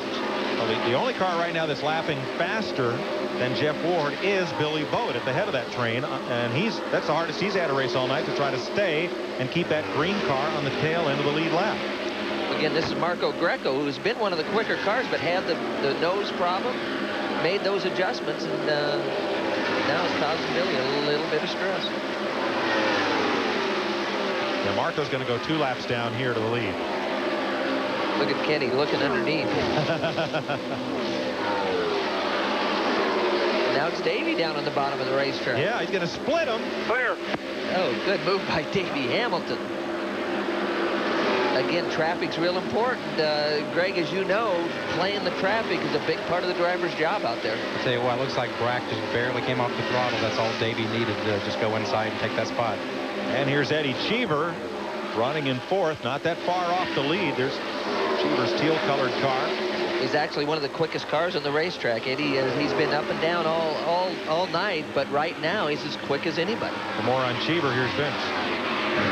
Eddie Cheever has made very few adjustments. They made a tire pressure adjustment at one point during the race. Otherwise, the car has been great, and he's moved up. Scott Sharp is back out of the car again. Scott, out of the car, in the car. What's going on? Well, we thought we'd maybe I said I came into my pit stop, you know, pulled it out of gear, got the pit stop done, went to put it back into first, no second. It stalled. So then I put it in 3rd, really revved it up a lot, but so we thought we broke a rail in the gearbox. They thought they fixed that, but we must have broken something like an input shaft or something deeper. It's a real shame. You know, the Delphi MCI car's been reliable all year. These guys have done a great job. It's a shame. It's going to hurt us in the points. Scott Sharp, done for the night. Well, Vince, you know, tell him if he can coax that thing around for 2 laps, he can gain 2 spots. Buddy Lazier and Robbie Unser have each completed 1 more lap, or 2 more laps in Unser's case, than Scott Sharp. Tough night for the point leader, and a tough night for Sam Schmidt. He had just made a pit stop and there was a big cloud of smoke from Schmidt's car. So Billy Boat gets the free pass all the way around the racetrack and stays on the lead lap with this caution. The Pep Boys Indy Racing League will have its finale in Las Vegas, but there's a lot of gambling going on here right now. There are 42 laps to run. That is very close to the outside edge of the fuel window, Tom, and a number of teams have just made what they hope will be their last stop tonight. We're going to have a look at some of these stops. Jeff Ward on top, Davey Hamilton and Kenny Breck, top to bottom. Top three guys. Ward's in first, stopped first. Breck's the third one to get stopped. Again, Hamilton the first out. He wasn't the first to stop, but he was the first out. So the stationary time for the Reebok team, I mean, they got good tread in those Reeboks in that crew tonight. I don't know if you noticed, it looked like Tony Stewart got pushed in the grass coming in the pits. It looks like it held him up some. Well, it did, because he was one of the last guys of the leaders to come back out, and you know, he lost a couple spots. There's a look at who's hot. Some of the drivers that have advanced a lot of positions tonight. Let's get an update on the fourth place car. Eddie Cheever. Here's Vince. Eddie Cheever came in for a pit stop. They, of course, put on the new tires, added the fuel and the front wing adjustment as well. Team manager Dick Caron says no problem. They can definitely go the distance on the fuel that they have. Cheever had a near miss with Mark Dismore as he exited the pits. Dismore had to put his right side tires on the grass to avoid the collision between the two, but both somehow got out cleanly. Cheever believes they can win this race. Going green. Well, we got a little better restart here. I mean, we got all three guys right there at the front. This is the best restart we've had since the start of the race. The one we didn't have is Cheever. He's well back in that pack. Look at Ward up high in the yellow car. Kenny down low. Both those guys are very aggressive on restarts. Davey Hamilton trying to hold off. He's got to get her back up before they get to the middle of that corner. Davey's got his hands full. They're going on both sides of him. Well, that's what he did. Here comes Dismore. And here comes Mark Dismore up the outside. Well, again, those two, the guys in front of him are battling for position, and it blows a big hole in the air, and just gives that guy in the back a good run. Now Dismore, the second car in line, is trying to get back on the lead lap. So Hamilton, trouble. Turn two, back straight away. 4 or 5 cars. Turn 2. Going into the wall is Greco. Into the inside wall hard. All the way down the backstretch. Billy Boat is involved. Right away. And that is Greco's car on fire. A wheel goes rolling without a race car. One car went upside down. That's Robbie Unser. And that is Marco Greco's car in flames, and he is out of the car walking away. Well, that's a good sign. He's out. Robbie Unser climbing out. Billy Boat climbing out. There's Billy. Now, he's the driver that just a couple of races ago broke the left femur, the thigh bone, but you can see Boat is okay. Look at the right side of that car. It is not. No, but that limp, you see him limp a little bit, but that's from a previous crash, so it doesn't look like it's damaged the injury any more severe. It appeared there was a car, it looked like it actually turned upside down in two, but Well, you know, these guys have been running so close all night, and they were bunched up on a restart, and one guy gets in trouble, and it really compounds the situation when they're running this close all night long. There's certainly no room for error. Now here's the bottom of the screen, Robbie Unser and Billy Boat discussing what happened. Robbie's doing the talking, and Billy doesn't want to hear it. It doesn't look like Billy wants to talk about it quite as much. Shaking his head. I don't know. But there he goes. He gave him a little signal to Robbie, like, no problem. The best news is Billy's, in fact, I think he's walking a little better than he does with the cane. Well, that he is okay. That's the big thing. You have a little adrenaline flow when you get involved in these situations. So now there's Robbie talking to Marco Greco. And Marco is making the motion as if Robbie chopped down on him. It feels like might be a little disagreement on how that thing started. Ooh, Billy. There's Billy Boyd. He doesn't like how he was involved in that situation. He's giving Marco an earful, and well, look at Robbie Unser. I mean, he wasn't sure that Billy Boat was exactly correct on his view of that accident. So It isn't over yet. Well, I've got everybody at the Speedway in this discussion except Evander. Now, well, there's A.J. Foyt in the scoring stand. He's trying to figure out what might have happened out there.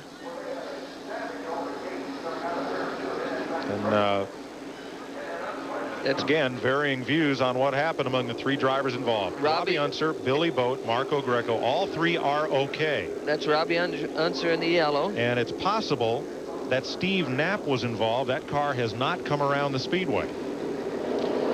Robbie's a lot like his dad, Bobby. He likes to talk quite a bit. And there's some situations where the less you say, the better off you are. That's generally the case. So everybody will get the ride back to the pits into the care center to be checked over. Vince?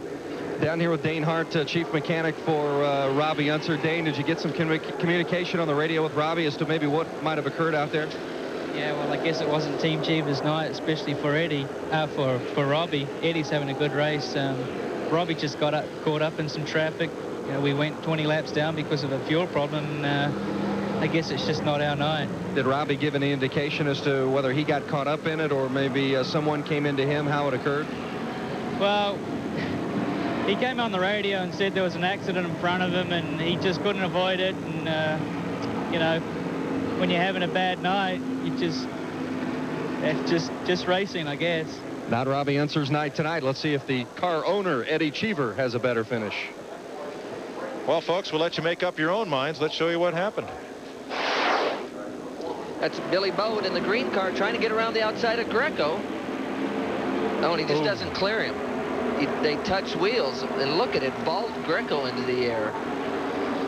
But that's a tough one. Billy, I think, thought he was clear of him, and he wasn't. They just touched wheels, and that started the chain reaction. A lot of stuff going on behind these two right now. Now, very hard to tell from that angle, as A.J. Foyt looking on as we are, whether Billy Boat came down or whether Greco came up. Hard to say. Let's have another look when we come back.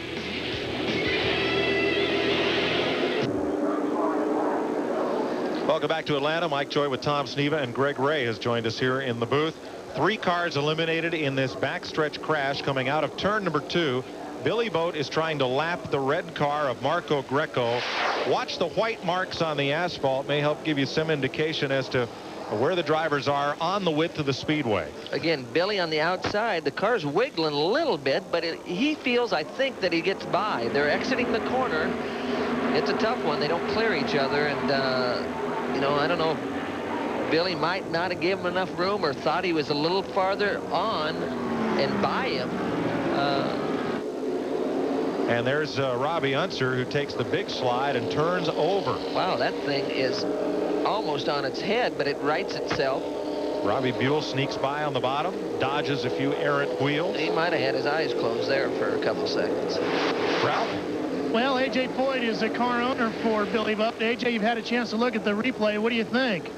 Well, you seen him going by the outside. The other guy's 3 or 4 laps down, and I don't know what he's racing that hard for. It's right at the end of the day, and Billy drove hard, consistent to get the lap back when we stalled at the pits. It's just one of the misfortune things. It makes you sick to see something like that happen. I saw you smile a little bit when Billy was talking to Gruck. I think you like the spunk in your driver, huh? Well, I like the spunk of him, but what I smile about, you know, he's just now getting over injuries. He's not hurt, and thank God for that. Nobody was hurt. That's the biggest thing. You know, these racing accidents can happen, but as long as nobody gets hurt, that makes me happy. Okay, let's talk about the car you still got in the race. Is Kenny Brack in a good position now to go the rest of the way with fuel and tires? Yeah, we're fine with fuel. We're not handling like we want to, and the biggest thing right now, we're going to do the best we can, but don't count him out yet. All right, AJ hasn't lost his focus. He's got one more car with a chance to win here in Atlanta. Pole sitter for the first IndyCar race ever here at Atlanta, at the Atlanta Motor Speedway, that is. A.J. Foyt. Been feast or famine for Billy Boat this year. Pole at Indy, but blew up. Won at Texas. Pole at New Hampshire, but broke his leg. Pole and a crash tonight. We'll be right back. Welcome back to Atlanta, where cleanup continues on the back straightaway from a 4-car incident. Now, the car that was sliding along the wall in the backstretch was not Robbie Unser. That was the number 18 of Steve Knapp. That was up and in the wall and lost a couple of wheels. Unser's car slid down to the bottom of the racetrack, inside of the racetrack, and stopped. So let's show you this one more time. It was Steve Knapp and not Robbie Unser. The yellow car that was up and on the outside retaining wall. Here again is Billy Vogt passing Marco Greco. See, this is where it starts. These two get together. Billy thinks he's by. They're not quite by. Again, the air off these cars, though, will make them bobble or jump around a little bit, so you just got to give each other room, and it's tough at speed. He launches Greco. Now, they're just hanging on. Now, there's a lot of stuff going on behind this that we don't quite see yet from this angle. There's Greco to the inside wall. Now, there's Knapp. The Unser is backwards on the racetrack, but it's Knapp that goes down on the right side, flips it back over. And you can see the parts and pieces just fly off this car. Well, good thing. That helps dissipate the energy. Well, that's what it's designed to do. And Vince can update us from the hospital area. Vince? Well, Marco Greco, Robbie Unser, and Billy Vogt all walked in under their own power. Steve Knapp was taken in on a stretcher. We've not had any word yet as to their condition. Marco Greco is getting ready to come out here on the golf cart. So let's see if we can get a quick word with Marco as to exactly what happened. Marco, explain to us what occurred out there. Well, I don't know. I just know that my spots say Billy Vogt is coming outside, so let him go outside. So I keep my inside, and then suddenly somebody touches something, and I don't know how to say that. Did Vogt come down on you? I cannot say that. It's difficult for me to say. I only see in the videotape, but, you know, I don't know. Any indication as to whether Steve Knapp was okay? Yeah, he seems okay. He's awake, but the rest of it, I don't know. I can't say, but he seems okay. Glad that you made it out okay as well, Marco. We'll follow up with Steve Knapp and the others as they come out of the hospital area. Thanks, Vince. So that's good news from the care center area. Well, it really is. Steve took a real tough shot at Dover and put him out with a concussion for a race or so. So, you know, it's tough sledding out there. These guys run hard and run right on the ragged edge, and it doesn't take much to get over that edge. So for the cars that remain, there is the race leader, Jeff Ward. Davey Hamilton right behind. Kenny Breck, Eddie Cheever, Tony Stewart, and Scott Goodyear are the lead lap cars. Let's get an update on the race leader from Ralph. Mike, the thing that might make the difference for Jeff Ward here tonight is tires. Chief Mechanic Mitch Davis on the last stop decided to go with sticker tires and not scuff tires. They feel the sticker tires are just as quick as the scuffs, but they last longer, and they feel that they have made their last stop, and this set of stickers should be able to take them all the way to the finish. Now remember this, Wardy is considered arguably the greatest ever to swing his leg over a motocross bike. Won everything there is to win in motocross racing. It took him 4 years to win his first motocross national. He is only in his 10th Pep Boys Indy Racing League event, and he might end up a winner here tonight. Eddie Cheever comes to pit road. Well, there's real concern here. It might be their last stop, but they've had to run through a lot of debris as they're getting the wrecks cleaned up, Mike. And, you know, Cheever's in. He's going to change tires, but I don't know about Ward and some of the other leaders if they think there was enough debris out there that they could have ran through and maybe need to change. But Eddie's first in, first out, so if they decide to come, he's going to go to the front of the pack. Well, and also this will erase any question of whether there's enough fuel to go the distance. You heard A.J. Foyt say that Kenny Breck had enough fuel, but A.J. has said that before. There was the computer throwing incident at Indy. Billy Vogt ran out of fuel 2 laps from the finish at Colorado. Kenny went to victory lane on fumes.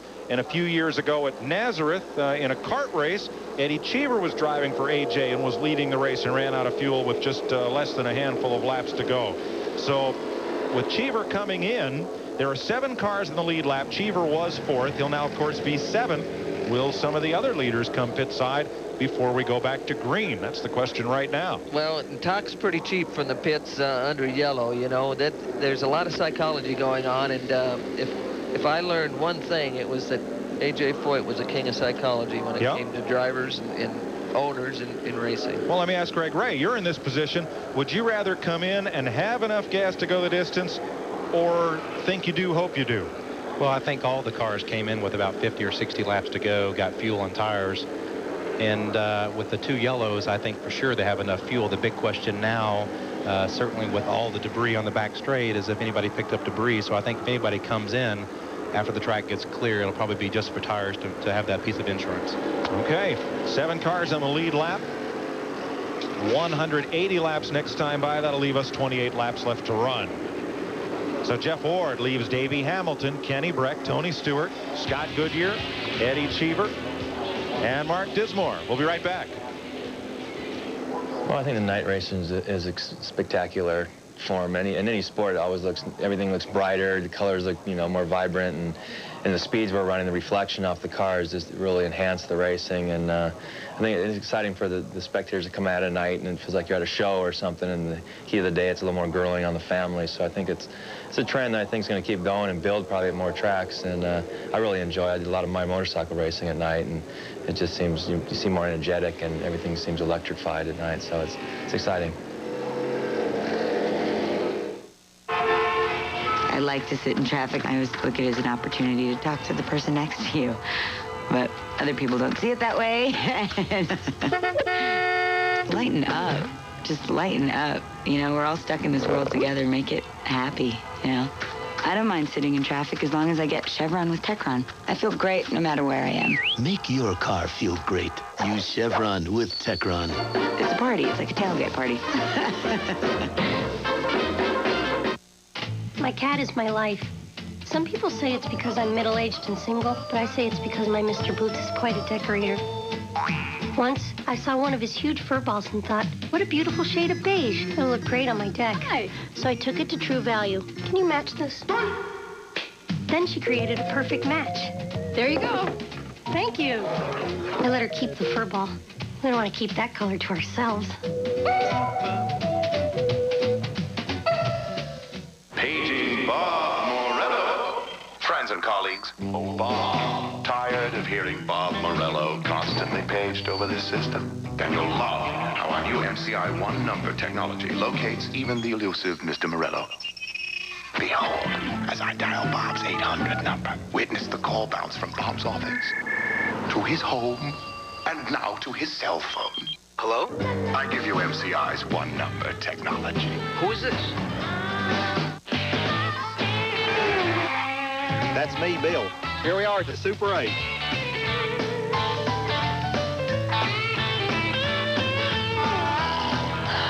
For reservations, call 1-800-800-8000. How geologist Ted Barton eats a Reese's Crunchy Cookie Cup. First, I take a color sample.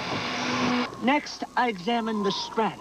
And then I digest the findings. Chocolate, peanut butter, and a cookie. There's no wrong way to eat a Reese's Crunchy Cookie Cup. Welcome back to TNN's coverage of the Pep Boys Indy Racing League from Atlanta Motor Speedway. Mike Joy with Tom Sneva, and Greg Ray has joined us here high above the Speedway. Tomorrow on TNN, check out all the last-minute news from the NASCAR garage area with the Farm Aid on CMT 300 preview. That's tomorrow afternoon at 12:30 Eastern Time, followed by live coverage of the race at 1 o'clock here on TNN Motorsports. Let's join Vince once again from the hospital area. Robbie Unser, boy, Robbie, it's been an eventful night. You had the hot seat you had to jump out of, and then the accident. You were right behind it all. Explain what happened. Well, best I can tell is Boat and Greco got together, and I don't want to comment on who hit who. I don't know if I'm very sure. I know that they got together. I checked up, slowed down, and unfortunately, Steve, I know he didn't have any warning, and he got into me and went over. I think he got some air because I saw the car come over me, but it's sad because both myself and Steve, I don't think needed to be in it, and we were obviously racing, and he was close, and, I don't think it was his fault. There was just not enough room, and things happened too fast. Been an eventful night for Robbie Unser, but thankfully, he's still going to be able to be on his feet tonight, and we'll see him in Texas. Robbie Unser. So 27 laps are left to run, 26 as they come by. Jeff Ward seeking his first Pep Boys IRL win. Robbie brought up a good point. We see a lot in the NASCAR races. Something happens, one guy checks up, and the next guy in line can't see it. And now we've got such good racing in this IRL season, the same thing can happen. Scott Goodyear's in. Ralph, what are they going to do to improve that car? Mike, they've got a bit of a vibration on this machine, so crew chief Kevin Blanche, who's changing the right front tires, decided to put stickers on all the way around. Baltimore Ravens quarterback and part owner of the team, Jim Harbaugh, holding the signboard. They complete the pit stop and send their man back out into the race. That will put him in 6th place. 6 cars now show on the lead lap. 1 lap down, Mark Dismore in 7th and Ari Leyendyke 8th. 2 laps back, Andy Michner in 9th. 3 laps down is Robbie Buell 10th. Raul Boisel 5 laps off the pace in 11th. Then Billy Boat, Marco Greco, Knapp, and out of the race through 14th position. Here are the points in the positions they're running right now. Kenny Breck would pick up the Pep Boys IRL point lead over Davey Hamilton, Tony Stewart, Scott Sharp, who was out of the race, and Jeff Ward. Well, this will be interesting. Jeff can bring this thing home. We're gonna close the gap here a little bit this point front. 1 to go, and we'll go back to green to hopefully run the final 24 laps. It'll be here at Atlanta tonight. Nice crowd on hand for the Pep Boys Indy Racing League debut at Atlanta Motor Speedway. On pit lane, Robbie Buell. Buell is 3 laps back in 10th place. He is on a lap by himself. Going to get a top off of fuel and fresh tires for this final run.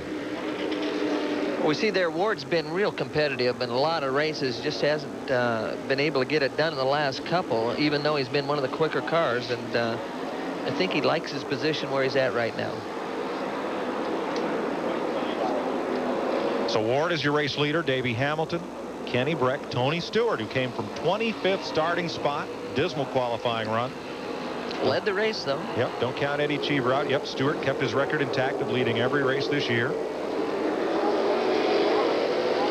Again, the restart's pretty important. They've let the pace car get away again, and it gives the leader a big advantage, and I don't understand why these guys give each other so much room out there. Jeff Ward got a really good start here. Green flag. Yeah, green flag. He just about put a lap on the pace car before it got to pit road. We're back under green.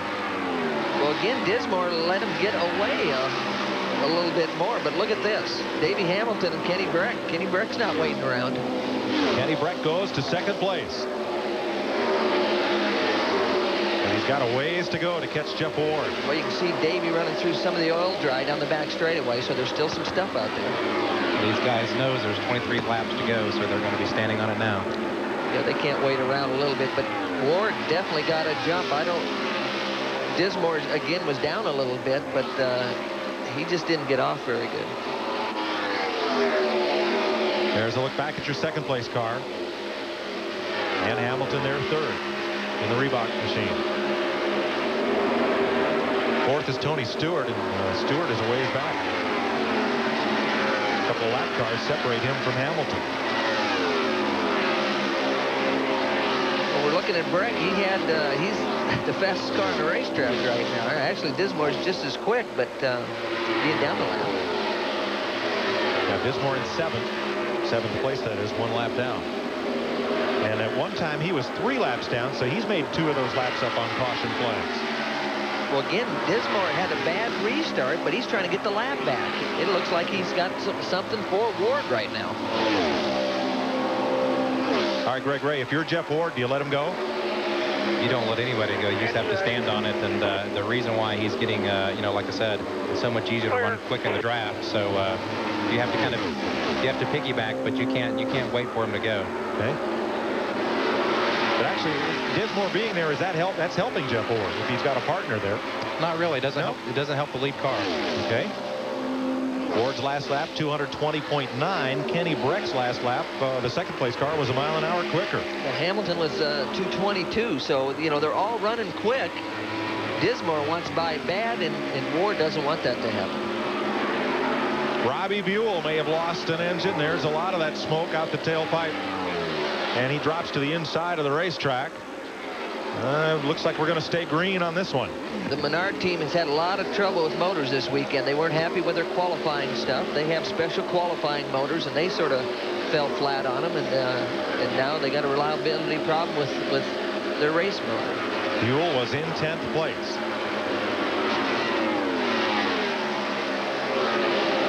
Looks like Davey Hamilton's closing in on Kenny Breck. That'll be that battle for 2nd once again. The orange car is Hamilton, and pearl white car is Kenny Breck. Well, then we got Stewart, who's a little bit off, but Eddie Cheever is actually one of the quickest cars in the racetrack, back in that 5th spot. In fact, Cheever is closing now on Stewart. Get an update on Robbie Buell. Here's Vince. Talked with John Menard, team owner, about whether or not he broke a motor, and John indicated a water line. Now he's having conversation on the radio with Robbie Buell. And John, what's Robbie saying to you? What's Robbie saying to you? Well, you know, we're not sure what went wrong exactly. We think a water line of some sort broke because we've been watching it all the time. But he said the car felt great. Not going to be a finisher tonight, though. Robbie Buell getting out of the car. It's good to hear from John Menard. He hasn't been to the last few races, so we're glad to see him back at the racetrack. How about this battle? Eddie Cheever moves up to 4th ahead of Stewart, and here comes Scott Goodyear on the inside. You're riding with him. Well, Goodyear has closed the gap, so they've all closed up on Stewart. Yeah, Goodyear was the only car to pit, and he's worked his way through all that lap traffic right there with the leaders. That was a door slam right there. Well, I don't think it was open far enough for Scotty to stick the nose in there. I thought it was. And you lose that momentum, Tom, that you talked about all night. And up front, there's Brack right there. Going for 3 in a row. Boy, there he goes. I mean, I don't know if the wind off Breck's car just blew Ward to the top of the racetrack. The last couple laps, Ward's been struggling. So Kenny Brack puts himself in position to win his 3rd Pep Boys IRL race in a row. Nobody's done that as he moves underneath Raul Boisel. And if he wins tonight, that's 2/3 of the MCI Pep Boys million. Well, Kenny does a good job. This guy uses his head. He's not the kind of guy that thinks he has to lead every lap. The last few races, he doesn't get to the front till the very end, and that's when he starts pressing the button just a little bit tighter.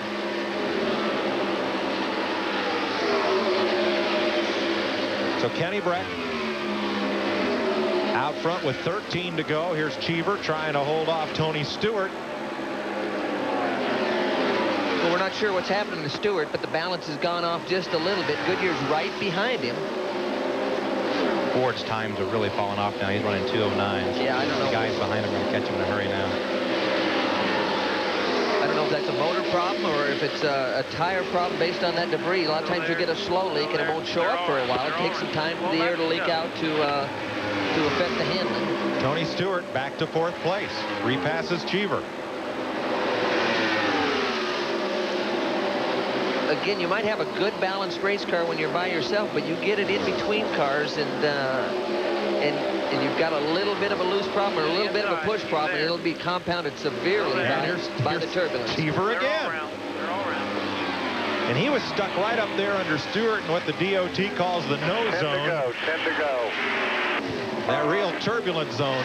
Kenny Brack is running all by himself, and he's the fastest car on the racetrack right now besides Dismore, and it's pretty good for Brack right now. Yeah, that's a good sign, but there's still some real question marks about some of these other positions. Stewart hasn't given up on Cheever. No, he's looking. Remember, Stewart looking to come back into that IRL point chase. 9 laps to go. And if he can get past Eddie Cheever, that's a few more points.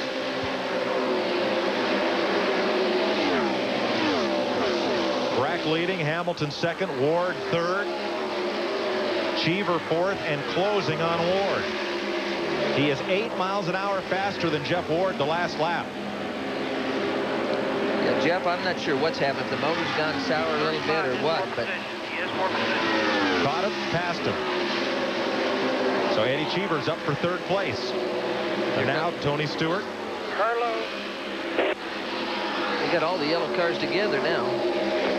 Carlo.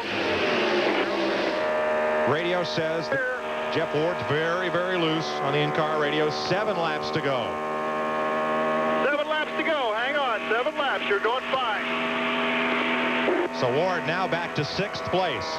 I like those crew guys, you know, just hang on. Yeah, like it's real easy to hang on when the thing's trying to bite you real bad. Well, that's unfortunate for Mark Dismore. He's running in 7th place, but he's turning 222-mile-an-hour laps.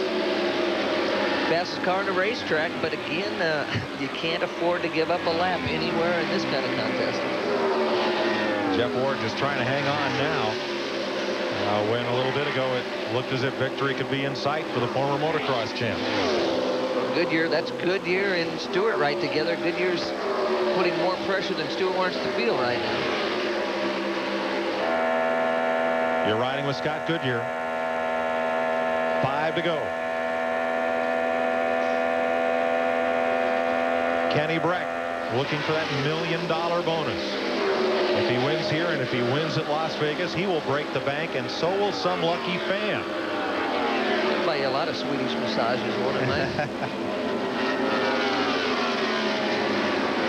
That'd be a pretty good bet. Could one guy win $1 million, 3 selected races for $1 million in a circuit as competitive as this one? Yeah, well, most of us don't gamble. So. Oh, I know you don't. Well, I'm sure MCI has a good insurance company back in the $1 million. I sure hope so. Kenny Brack's certainly showing that he has the business to get it done. If they don't, it's a lot of long-distance calls. Make that one up. Here is Scott Goodyear around the outside of Tony Stewart. Stewart came from 25th to the lead, and he is now in 5th place. Goodyear moves up to 4th. Well, actually, we've got Goodyear in 4th, but Davey Hamilton cruising in 2nd is actually closing the gap just a little bit. Catching Kenny Brack is one thing, passing was another. That's right. Well, with 4 or 5 laps to go, and he's got a couple seconds, so... he's a mile an hour faster. Eddie Cheever's last lap was 4 miles an hour off pace. But he still has a bit of gap to work with. 2 to go, Tony, 2 to go. It's Larry Kerr. He didn't sound that excited about that conversation with his driver. Well, from where they started the night, it's not going to be a bad finish. No, Tony Stewart. They've got to be happy with that. They're in the championship chase, and they run to the finish. White flag for Kenny Brack. Davy's right there. I mean, you know, we're talking a half a dozen car lengths. Davey Hamilton, after 4 third-place finishes, looking for his career best in the Pep Boys Indy Racing League tonight. There he is in 2nd place. And out of turn 4, driving the A.J. Foyt's Power Team car, the first driver to win 3 Pep Boys IRL races in a row. Kenny Brack takes the checkered flag. Battle for 3rd place to the line. Eddie Cheever off pace by 5 miles an hour, but he's going to hold off Scott Goodyear. Cheever will finish 3rd. Goodyear is 4th. Tony Stewart is 5th. Jeff Ward hangs in for 6th. And Mark Dismore, the fastest car on the track in the closing laps, is 7th. Ari Leyendyke, Andy Michner, and Raul Boisel are the top 10. So Kenny Brack is 2/3 of the way to the MCI Pep Boys $1 million. We'll talk to him in victory lane after this. To climb out of the car in victory lane for the 3rd time in the Pep Boys Indy Racing League victory lane. This has been a happy crew down here already. Climbing out of 3 times in a row now. He has done that in the 1998 racing season. Kenny Brack, if I got some good news for you as he gets here. There's better news. First off, Kenny, you just won $100,000 out of the MCI Pep Boys sweepstakes.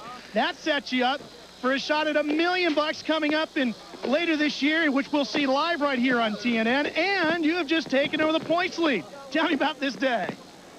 I was debating in the last pit stop or the last yellow whether to try to go for the lead or not, or stay safe in 3rd and just take the points. But I guess I'm not that kind of driver.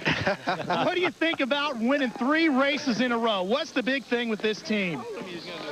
Well, you know, I have a good team. A.J. Foyt set the car up real good, and Power Team is a great sponsor. Matt McCartan, as always, is supporting me, and, you know, it's just so good. You realize you're going for $1 million in another month or 2 down in Las Vegas. How are you going to do for that? Are you going to think a lot about that, or are you just going to go racing now?